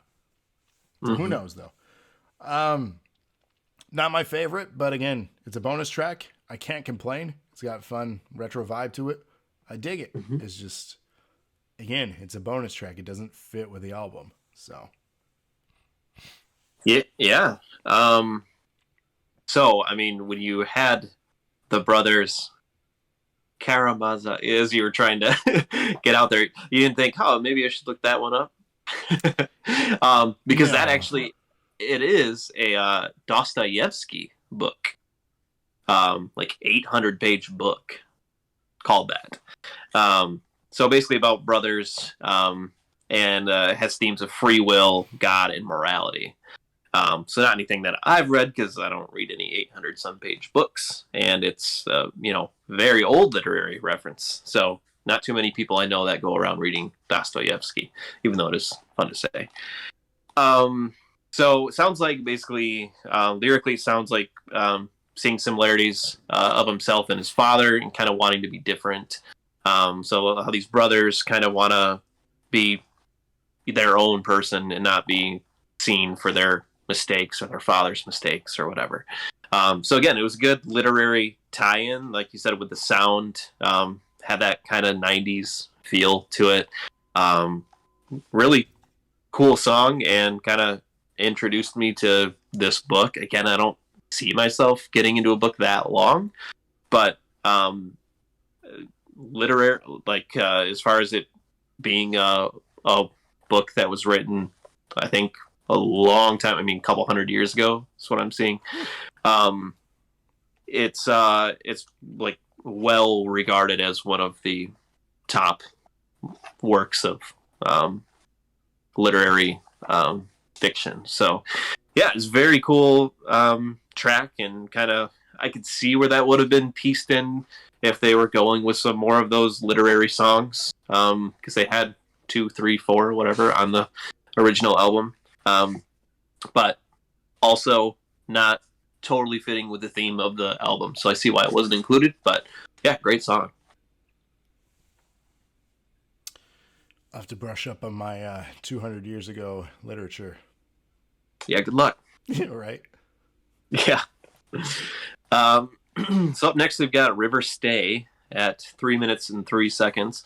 So this one was kind of a more mellow song about not being able to kind of forgive their ex. Is kind of what I was taking from it lyrically. They felt very jaded by them. I said it was a good song, not very complex. Definitely felt like a B-side for me. Yeah, another ballad here. There was a lot of ballads on the B-side here, if you will, the bonus tracks, the slower feel to it, which again is fine. It doesn't fit with the energy of the album, which is, I realized why it was cut. But yeah, another ballad track, straightforward musically. Lyrically, I do want to emphasize the line, "Forgive you is the last thing I'd ever do." I was like, oh, someone's upset. Jaded. Yeah. Very. So, yeah, that's great. I said it's a relatable track. There's a lot of situations where pride, in my past has gotten the best of me. And that's the one thing that clearly stands in their way too. So, forgive you is the last thing I'd ever do. Well, maybe that's why you're in this situation. Communication was clearly lacking. But still relatable. I understand. Been there. You can't fault someone as long as maybe they learned from it or they made a track out of it. So they got something out of it. So good job. Yeah. So yeah, it's fine. It's our third one here into this extended play, deluxe edition.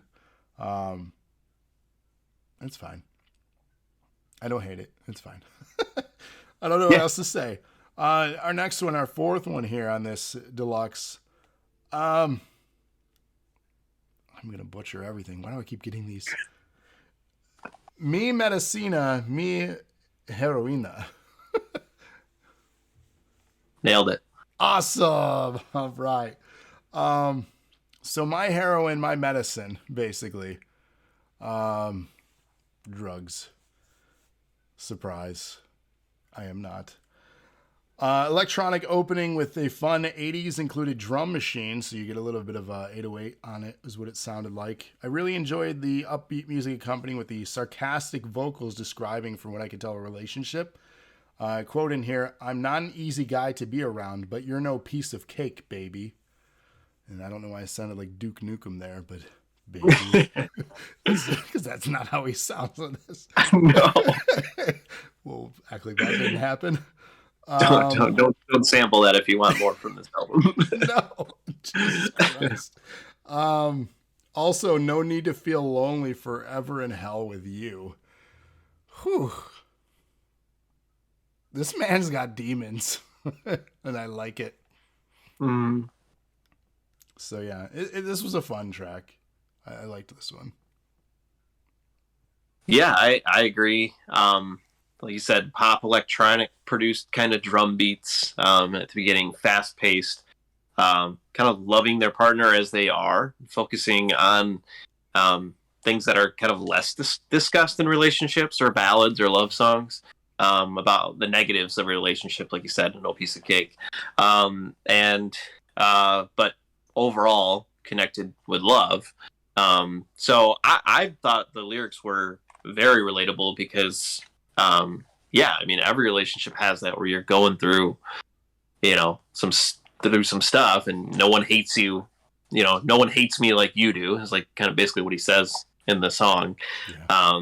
And I mean, it's true. I mean, you love your partner more than anything. And at times you hate your partner more than anything because you're with them constantly. So, it's great. It's, I felt like this could have honestly fit in the original album as far as, lyrically. I mean, it's got a lot of relationship stuff in it, which the initial album does as well. But, this one kind of surprised me. It ended up as a B-side when it could have, for me, easily fit into the original album.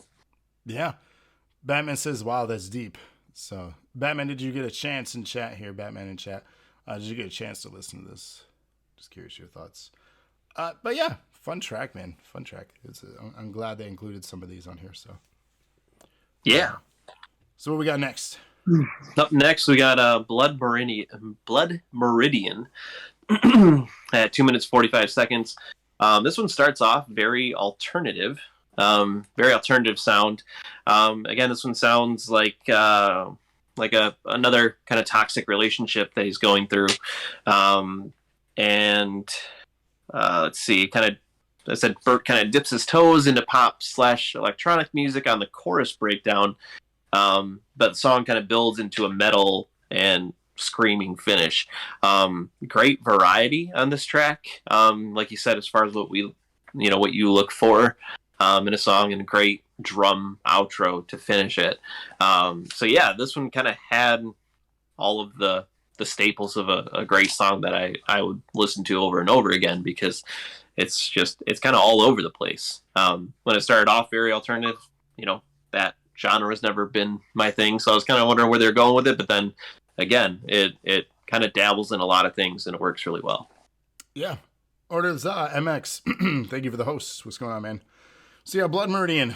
Fade in with music, which fully comes in with the drums and heavy guitars. It drops back into just drum and bass for the verse. Again, classic styling for the crazy vocals in these clean verses from Bert. He loves divulging into madness with his style. And yo, Lana, thank you for the host. He finds a way to convey that very well. You know, his methods into madness. So builds into a heavy chorus with Bert seemingly losing his mind on this one. I love the dark tones to it, lyrically describing madness and violence and insanity. And I love the exit from the track with just fast drums and vocals. So I really enjoyed this one. This is those notes that I look for, like you had said. Like this is great extra track. So yeah, it could have been part of the original as well. I feel like these last two really could have fit right in there. Yeah, most definitely. Our next one here is back to me, right? Yep. Brain Unguent. Unguent? Unguent? I've never used that word in my life. What does that mean? So I know. Does anyone know? Unguent? Unguent? I don't know. Have you used that word in your life? I have not, and I am a wordsmith of sorts. Yeah. I honestly just didn't have the time to look into the definition of unguent, but it intrigues me. Yeah, someone look up Unguent. Unguent, he says, is the pronunciation for that. Send the people on a mission. Yeah, I've never used that word. Put it in a form of a sentence. Unguent is a difficult word to describe. Yeah. Thank you. We dropped a piano and slowing things down in this one, and for me it was an interlude type track as it's just over a minute in length. It feels like a dream state and a bridge for the track to come, possibly lyrically being a one-sided in a relationship, saying they only think of him when he is gone. I don't know. Do you have anything else to dive into in that? I didn't. Maybe, not really. Maybe Unguent describes it. Right. Yeah, I mean, like you said, interlude kind of sounds like a kind of relationship reflection, but yeah, not much more than that. It's definitely an interlude, and I feel like I can kind of see where they were going with if they chose kind of a different theme, or if they kind of changed their theme midway through the original album. I could see this one transitioning into some of the last tracks into this album, this deluxe album part of it. So I could see where that would have been used overall if the theme was a little different in the initial album. So Lana has provided us with the description. Okay. A soft, greasy, or vicious substance used as ointment or for lubrication. Nice. What? How do you even come across like utilizing that word? It's again his literary genius is what it is. The man has read every book probably. Because who uses that word? I've never heard that word in my life. Such a great word, though. It really is. But when would I use it? You know, like when is this going to come up? I'm going to find a way one day to use unguent. Oh, it is pronounced unguent. Yo.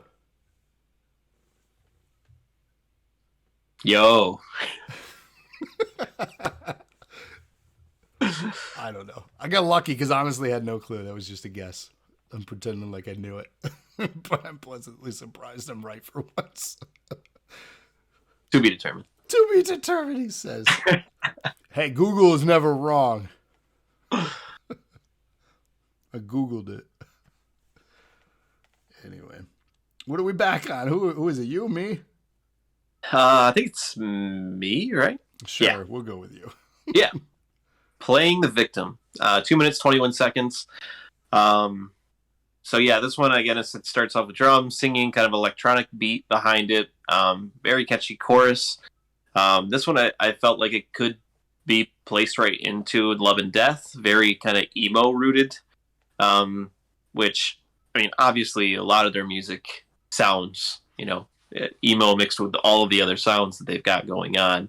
and it's a label that they've embraced over the years. So, but yeah, it sounds like a song. Playing the victim, kind of talking about their ex and playing the victim. So, yeah, really. I mean, it's a good short song that fits their style pretty well. Solana chimed in more. She said she did Google that word and listened to it because she didn't believe I was right. See? Do you see why I questioned it? No, come on. I'm not that stupid. I do have a channel called Nerd Acumen. I'm going to move on now. It's still my turn. Playing the victim here is what I'll be doing for all these slights against me. I see what you're doing. Playing the victim, a soft tone track continues on this one as it builds to an 80s type driven beat track, more upbeat. I'm using the word beat a lot. I need to get my thesaurus out. More unguent. I used it. I told you I would. Oh my god. So more upbeat in the chorus for this one. Lyrically questioning, will they be the same without someone? Loneliness hurts, and Bert has many demons related to this. If it hasn't been half of the songs in their career, sadly. But if you've read stories on the things that he's gone through and dealt with, understandable. So, yeah, decent track. Don't hate this one. Could have been on the album. I agree. Glad it's on the bonus. Glad we got it, but not my favorite. So. Yeah, I agree. It's not a top track for me, even on the deluxe. Still me. Yes. Operation Me. It's all about me. Our 8th bonus here, Operation Me. This builds like many classic used tracks with distorted guitars building with drums into a then driven clean verse. Fun, upbeat song once it finally gets going, and a good build into the chorus with their signature drop out again, like I had mentioned I enjoy, before the chorus comes in. Lyrically describing an operation on his own feelings and broken heart, and overall good track. Yeah, I agree. It feels, like I said, it's got guitars that are growing louder, slowly building. Feels very album-like, like something you would hear on an album, very polished. Seems like a very literal dissection of his feelings that are discussed, and with a little bit of a guitar solo towards the end, which you don't hear a lot in later used albums. Some of that in the earlier stuff. So it was a nice, welcome change, and yeah, I felt like it also could have been one that could have easily fit on the initial album. Yeah, that is a valid point too. With this new guitarist, who again, shout out for tweeting it or liking our photo on Instagram. We tweeted you, thanking you for that. Maybe he's really into soloing. We don't know yet. Maybe this is like a testing the waters, if you will. So, yeah, kind of like with some 41, like they had the Brown sound in there, and he had some of that early guitar solo stuff. In the initial albums, they went away from that for a couple of years, went more, pop punk. And then when they got him back in the band, they started adding those layers, those kind of metal layers or guitar solos back into their songs. I like what they did, though, and not to get way off topic, but I like what they did with, God, what was the name? Because they had a fake band within Sum 41, their metal version of themselves. Pain for Pleasure. Thank you. Which they actually teased in Fat Lip way back in the day when they started getting commercial success. Yes. So like that was their way of getting away with it, but yeah, it's still selling albums to the pop punk skater kids. And because that dude shreds. He shreds. And yes, I'm glad he's got to showcase that in their most recent stuff. Because when he left, he was in a metal band, I believe. Right? Yeah. He did some stuff in between, definitely. And then when they wanted to embrace that sound again, and then he came back, it was nice. It was great to hear them not try to put out songs directly for the radio anymore and just put out the metal stuff that inspired them initially. Yeah, good stuff. Well, I'm sure we'll talk about them one day. I'd like to do a band showcase and maybe step into that for a little while. Do like an icons thing, like our favorite bands, and talking about favorite things about them and then highlighting specific albums in a quicker fashion than a complete breakdown like this. Maybe that'll be the future of this podcast. Who knows? We got a lot of stuff we could talk about. There's so much music out there that this show could never end. Literally, could never end. But we must continue. So yeah, what was that? As I did get off topic, now I got derailed. So that was Operation Me, and then I'll take over Love Heart. Thank you. All right. So Love Heart, 3 minutes 52 seconds. So this song basically sounds like he's struggling to balance touring with family life. So I mean, everyone has had that kind of work home struggle. Song of heartache and missing out on different basically family moments, watching him through his phone rather than being there in person to experience it.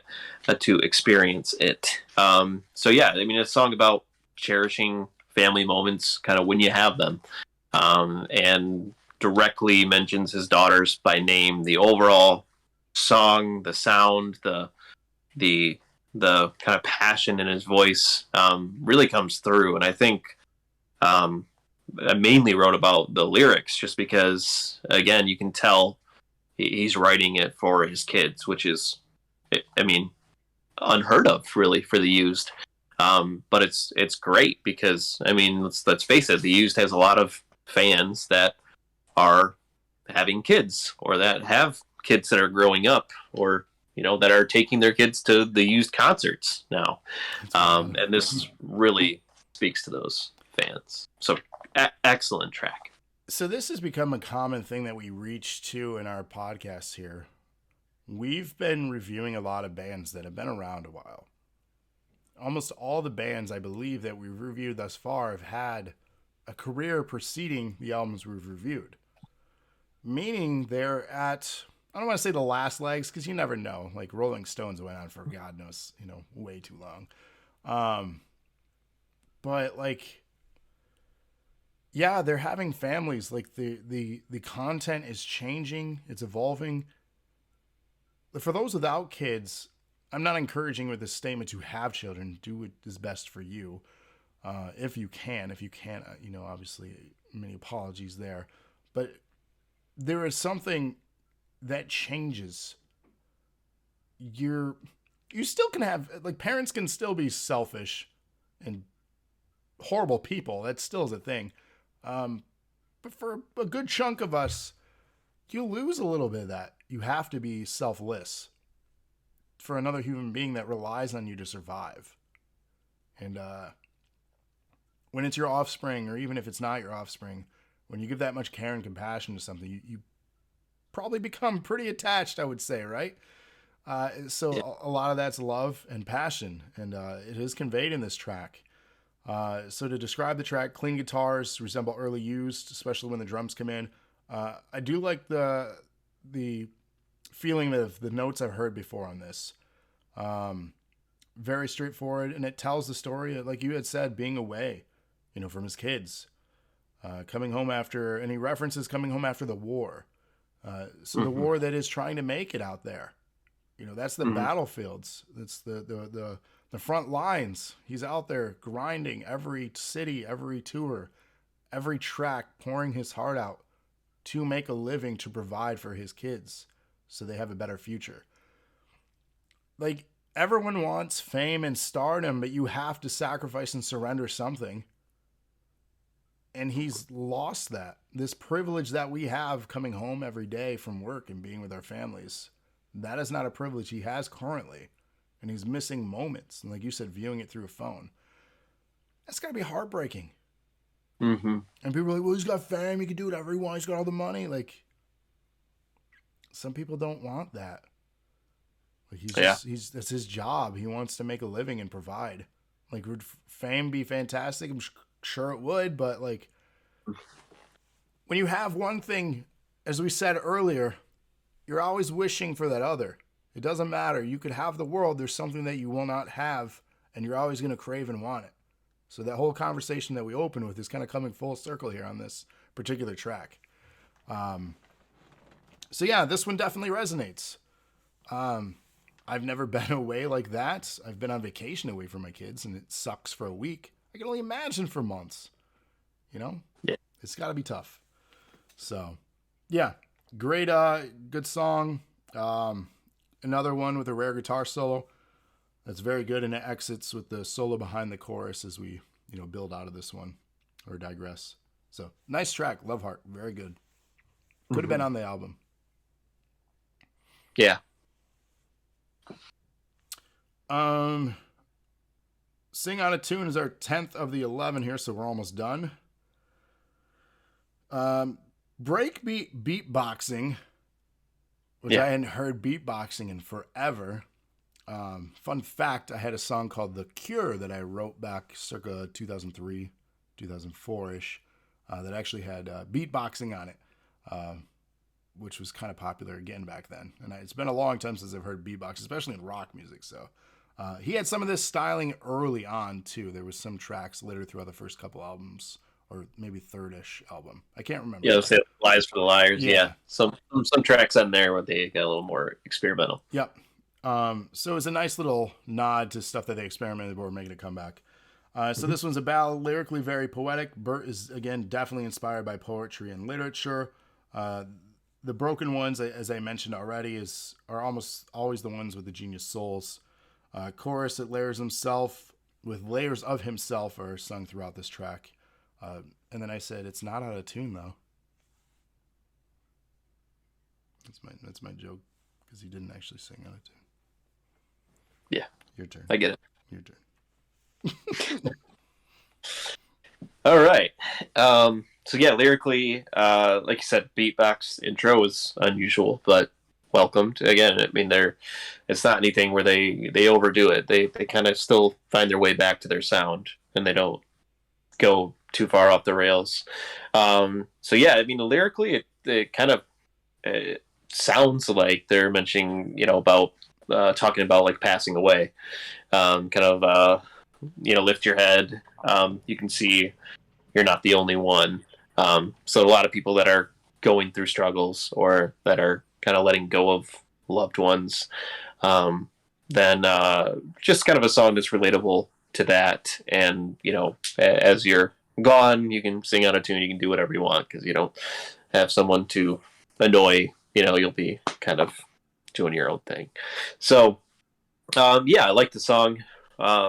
Definitely different for them, but a good song. But I can see with it not being a real theme throughout the album, the actual release of the album, why it wasn't included. And it's a little, slower pace for them. Yeah, which we're seeing a lot of the bonus tracks on the slower side, which is fine. Yep. It's fine. Mm-hmm. What's our last one? See You in Hell. Oh, that's rude. Yeah, I mean, probably true. See You in Hell, 3 minutes and 3 minutes and 14 seconds. So this one I felt like was a good kind of culmination of the album. Whether it was the B-sides or the original album, I felt like it could have really fit either way. It had some kind of mentioned it before as far as My Chemical Romance reference, but it had some kind of guitar work, and that kind of reminded me of the Black Parade in this song. Very cool sound to it. It almost sounds like an arena rock sound, as we kind of mentioned before. Very cool. It relates vocally excellent, lyrically powerful is what I said.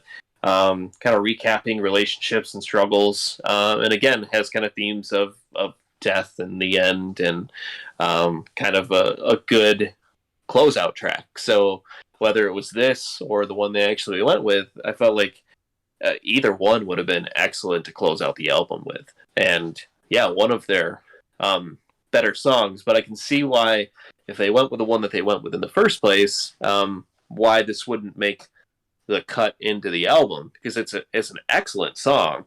Definitely one of my favorites, but you don't want two closing songs. Right. So I can see why they went away from it. And I would say I like the initial closer better, but it's like a 1A, 1B for me. Not like oh, I can definitely see why they went with that, because they're both great. Yeah, no, I completely agree. And I think it's fitting. I don't know many bands that have something super heavy ending an album.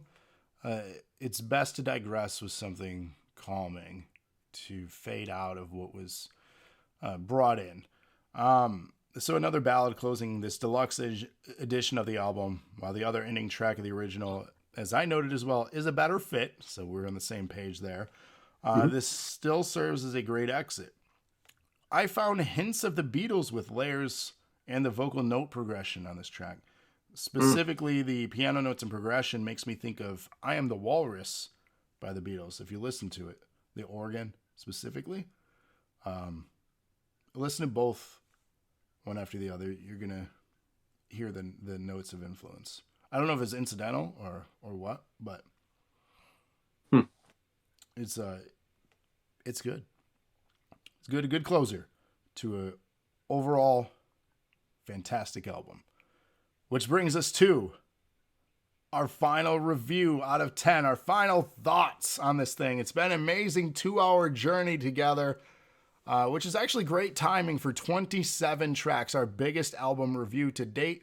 And I do want to say next week is our Christmas special. I have not listened to it yet, so I have another task in front of me, but fortunately it is much shorter and hopefully a lot more jolly. Because it is the Christmas album by Newfound Glory. That will be our next review, and that is, I believe, next week, Monday? If you can make that date? Yeah, Monday or Tuesday, something like that. Okay. Let's double check. Yes, please check. Let me know which day works for you. So, either one, but Tuesday yeah, I know what you said. Because Tuesday is our podcast with Cody. So it would either have to be Monday or Wednesday next week, whichever works best. It's Monday. Perfect. So next week, Monday, Newfound Glory Christmas album. I believe there's only 10 or 11 tracks, so much shorter review. We will be, if you want to participate, this is available on Amazon. Let me know. I'll send you the link. But for donations, we'll specify the amount. We're doing the Bean Boozled during Christmas week. I'm doing it for all shows, but next week, if you want to be involved, and I'll do the same for Rob on his show on Wednesday, and then Cody has already purchased his for Tuesday. He wants to be involved. So for certain donations to the channel. Bean Boozled Fiery 5 Challenge. It includes jalapeno, sriracha, cayenne, habanero, and Carolina Reaper. Sounds incredible. Beans. And then I also have atomic warheads for smaller donations. And we will spin the Wheel of Death during that show. So that'll be interesting, trying to do a review while not dying. So I mean, those all sound just really good to me. Okay, I'll send you the link if you want to partake. So in fact, let me do that right now. And if you want to go first, I generally have gone first in my closings, so I'll give you the honor. I mean, I'll close first. Sounds like you've got a lot more written than I do. I do. So yeah, I'll go ahead. So for me, I said I appreciate the growth of this band throughout the years. They really hit mainstream radio with their first album briefly, second album a ton. I mean, and it's, for me, the one that I had on repeat the most. Definitely In Love and Death. And then third, basically kind of went over the top with radio pop. They've kind of stepped into politics a bit. And kind of constantly evolved. So I definitely have been a fan for years. Finally got a chance to see them. I feel like one thing that they've kept consistent throughout their albums is they know how to connect with their fans, and basically kind of hits home with a lot of their stuff. Even the B-sides of this album are, just excellent, or emotionally evolved. I felt like some of their earlier stuff was more, I guess emo, or on the like angry side of it. But now they're getting more complex and, developing songs. Again, they're talking about their children, or relationships, or songs on this album that are relating to, hating songs that are reminding you of relationships. I feel like this album just has so much to offer as far as the variety of sound from start to finish, and great features aside from the one that we mentioned. And for me, that led me to rate it 10 out of 10. Whoa, I was off. I said 8 or 9 for you, but that's all right. A 10 out of 10, a perfect album. Impressive. Yeah.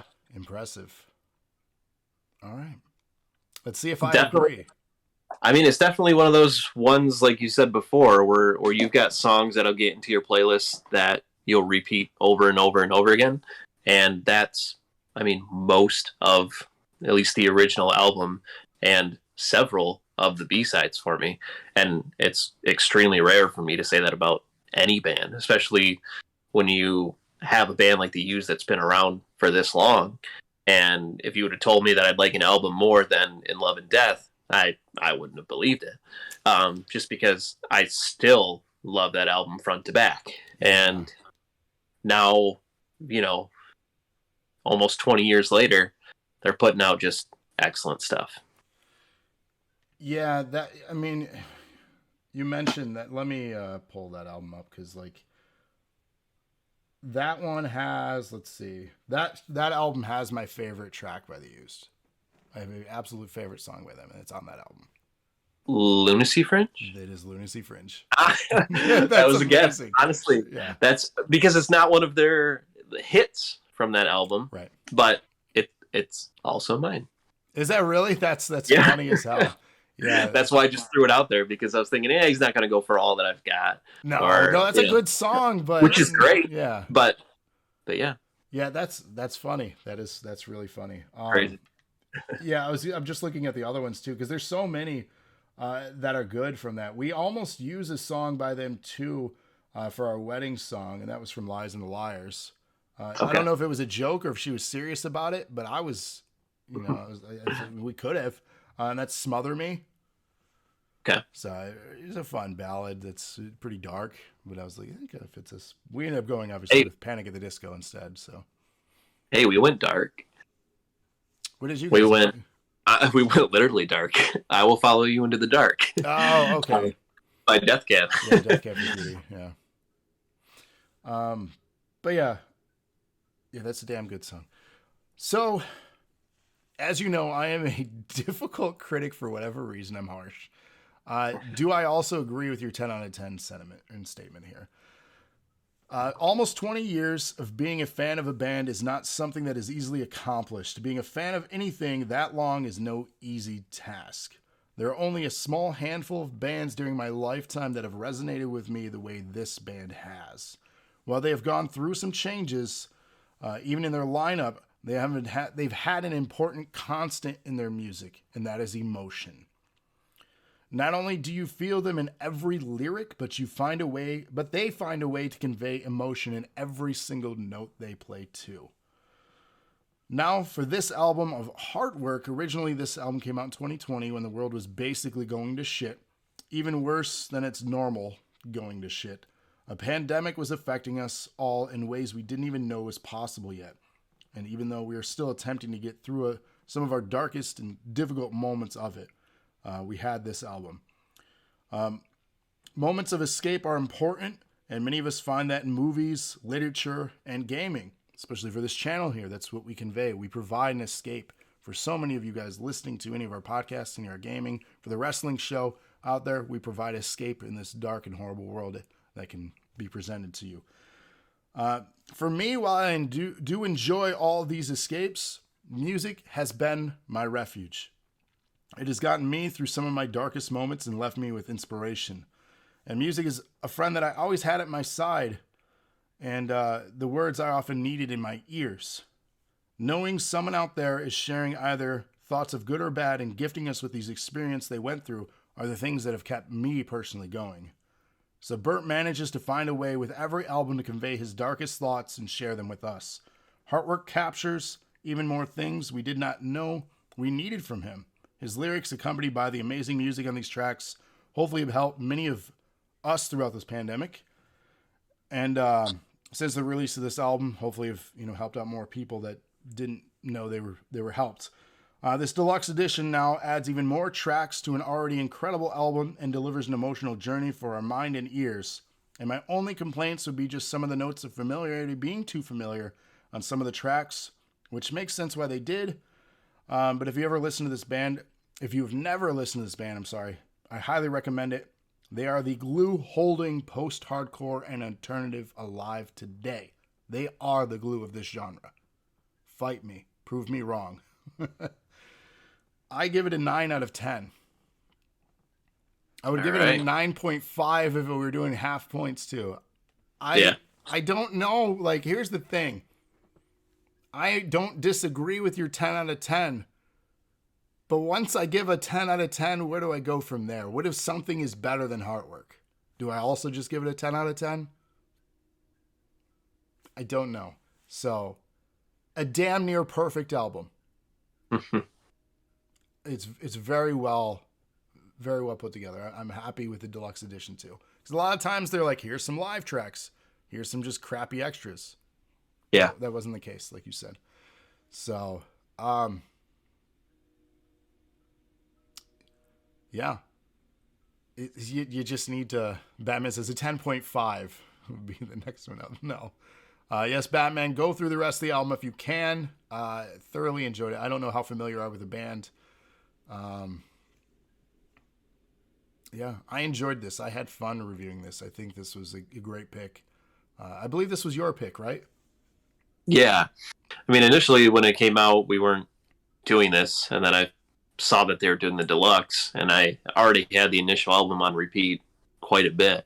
So I was really excited to see what the deluxe would bring to it. And again, like we discussed, thematically, I see why they didn't go with several of the tracks in that B-side, but I don't feel like there are any of them where I went, there was maybe one on the complete album, and then like one on the B-sides where we went, yeah, this is okay, which it's rare, because I mean, one of those that we did in the complete album was an interlude, which, and then, one was probably the Travis Barker one.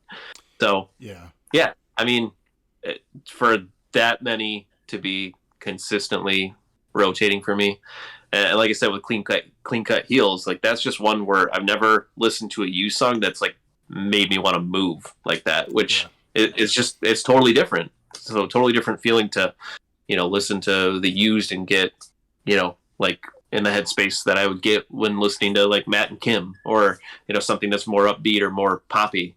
And they really brought it with that and kept their original sound while developing all kinds of cool production sounds that made this album so great.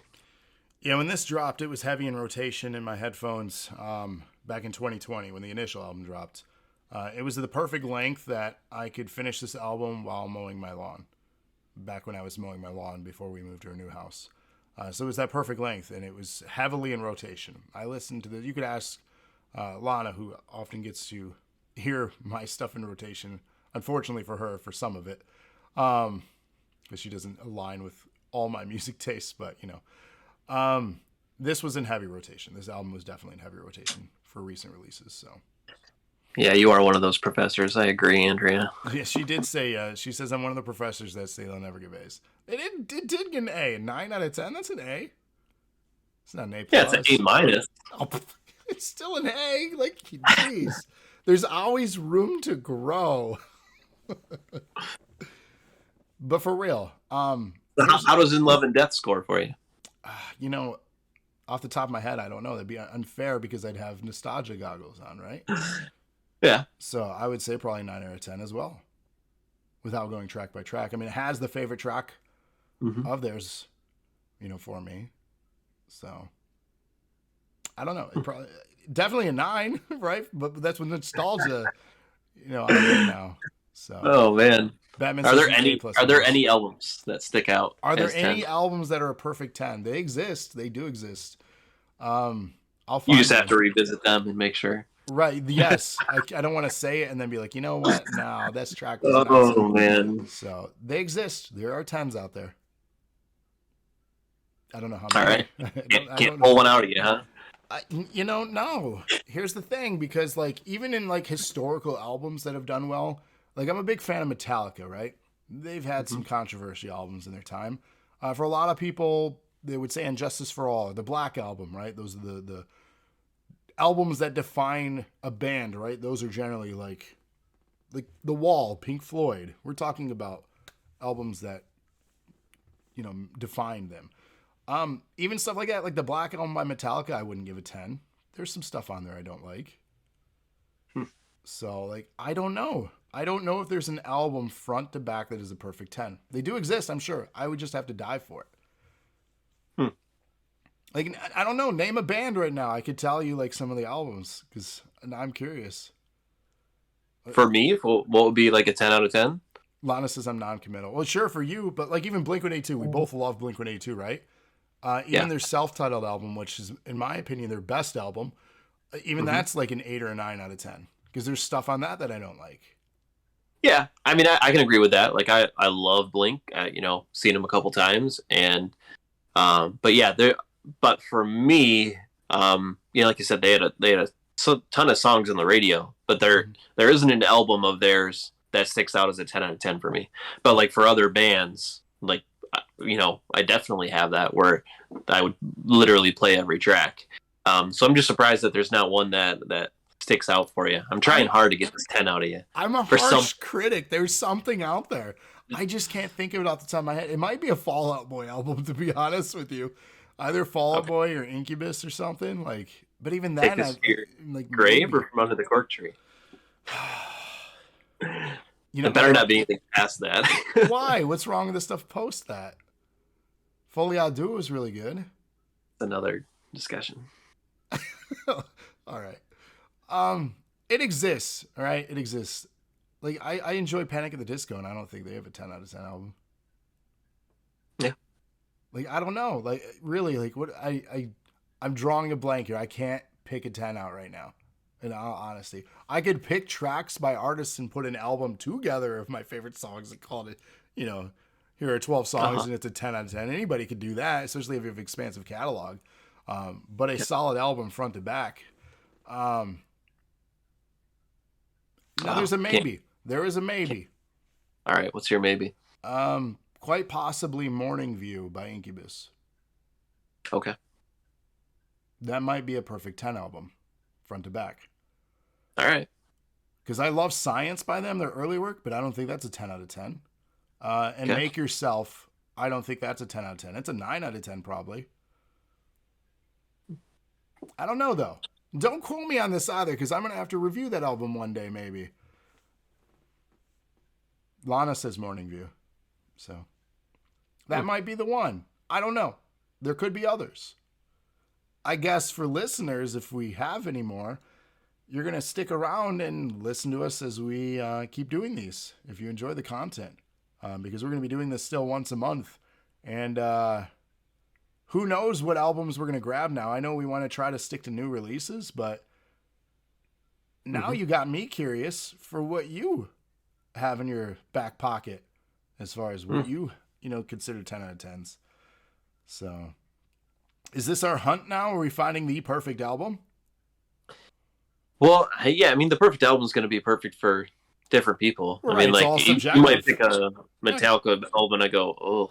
No, I'm not going to pick a Metallica album. I'll be honest with you. I love Metallica, but there's not a 10 out of 10 Metallica album out there. But there are bands that have had, like, not like a staying power, but have put out just fantastic albums front to back that have only put out 2 or 3 albums or, one. Like, I mean, that wouldn't say this is a 10 out of 10 just going from history, but I'd say like Boston, right? Like there's so many hits off their album. So it's like, yeah, but I mean, but I'm just saying, like, yeah, I'm just surprised you don't have one. I mean, you've given me Incubus and saying that's a maybe. You're not still. There are a lot of bands like Fall Out Boy. I'll listen to them front and back and enjoy it, but is it a 10 out of 10? Probably not. Just because I thoroughly enjoy something doesn't mean it's a perfect album. It just means it's a guilty pleasure. So I sometimes have to separate, being too subjective, I guess. I don't know. Not enough. Lana says, commit this to memory. Would you give that a 10 out of 10? No. Yeah, see. And you hold that fondly in your heart. I do. But there are 2 tracks on there that I could pass on. So yeah, like for me, yeah, because I mean, she obviously we've had chats about Motion City and other bands that I like, and even Sum 41. I'm trying to think, like Weezer. There's a well, okay, so I've got one for Weezer, but which one, the Blue album? No, Pinkerton. Oh yeah, that's right. That makes sense. Yeah, I should have known. So, but yeah, honestly, I don't think that there is a Motion City album that I would give a 10 out of 10, but they're the band I listen to the most. Right. See how difficult this is? Because you would think because a band that you absolutely adore, you would give a 10 out of 10. Like another one of my favorite bands is 9 Inch Nails. Would I give any of their albums a 10 out of 10? Probably not. And like The Fragile is one of the most important albums to me as far as like creating music content. And we talk about emotion. The Fragile, their 2-disc, their 2 A and B album of that. That's damn near perfect, but is it a 10 out of 10? No. So I don't know. This will be a fun thing if we want to change course here instead of just reviewing recent releases. I don't really care what course we go. Whatever interests you guys, the listeners, and what appeals to us, we'll just kind of pick. And we're still going to alternate turns. So January will be me. And then we'll go back to you in February. So I'll have to look up and see what is coming out or is recent release. Or I'll just pull something out that I want you to check out. Maybe like Simple Creatures. I know it's a few years old now. But ultimately that's our challenge too. Is I wanted to do this because I wanted to turn you on to new music. And you the same with me. And then we also wanted to continue to discover new music. And I don't want to let that ever stop in my life. I don't want to ever not continue to discover music. So this podcast isn't forcing me to continue to discover music, but it's forcing me to think more deeply about what I'm listening to. A great example of that was a throwback to our 21 Pilots review. I learned so much in that episode that I didn't know existed. And I look at them and listen to them very differently now. Yeah. And I still love that band, so. They don't have a 10 out of 10 album, though. I agree. But yeah. I don't know. That's all I have for this. This was a fun conversation and an even more fun album for you to listen to. So if you're listening to this podcast, quite possibly you've already listened to the album. But if you haven't, do give it a listen. Check it out. It's available on streaming platforms. You could probably find it for free on YouTube. I don't know about the Deluxe Edition. I'm assuming you probably could. It is on Spotify. It's how I listened. You could probably find it on other digital music platforms. And if they still sell, and if you still buy physical copies, I'm sure they have it printed on compact disc or, I don't know, probably not cassette, but vinyl, maybe. I don't know. They have the full initial album on vinyl and not the deluxe that I'm aware of yet. So there you go. If you're a vinyl collector, get this one. But that's for it. Sure. Next week, ladies and gentlemen, Newfound Glory Christmas special. You and I, J-Man. That's going down. Also next week, we have our annual DNA regular Christmas special. Cody and I are facing off with 32 picks from me, 32 picks from him. We're determining the greatest video game of all time in a bracket challenge. That'll be interesting. And may my game win. It will. Because I already know it is the greatest game. There's no debating that. Then next week, Wednesday, we have the top 10 Christmas movies of all time. If you guys like Christmas movies and want to help us build a list, tune in during that show. Again, that's next Wednesday night. Me and Rob, are going to build that Christmas movie list. And is Die Hard a Christmas movie? Of course. There you go. So it's eligible for the list. I already know my favorite Christmas movie. So will it be our number one together, though? I don't know what his favorite movies are. So yeah, my unpopular opinion is Jingle All the Way. That's a good and one. I know that's not number one for many people, but for me, that's my winner. Yeah, that's a good one. That's not my number one though. Mine is, I guess you'll have to see. I guess so. And then, of course, this week, Thursday and next Thursday, we have NAW. If you like wrestling, that's the place to be on Wednesday or Thursday nights. So tune in for that. Our Christmas special for NAW is next week, Thursday. We have a normal episode this week. And that pretty much will bring us up to the holiday here in the States and for most places that celebrate. So thank you, Justin, for being on another episode. I think this was awesome. And again, check out Heartwork by The Used, available now, Deluxe Edition. Hopefully we made a new fan out there somewhere. So hopefully. But until next time, you guys have a safe time wherever you may be in this world. And Justin and I will see you at our Christmas special again for Newfound Glory. Oh boy, I can't wait. I have not listened mostly new tracks. Is it mostly new? I think they have one cover. Oh, interesting. It's not an album of covers. I know. Not what you'd think. So. Okay, well, I am prepared for that now. So, or not. I don't know. I'm scared. But good night, everybody. We'll see you on the next episode. Bye.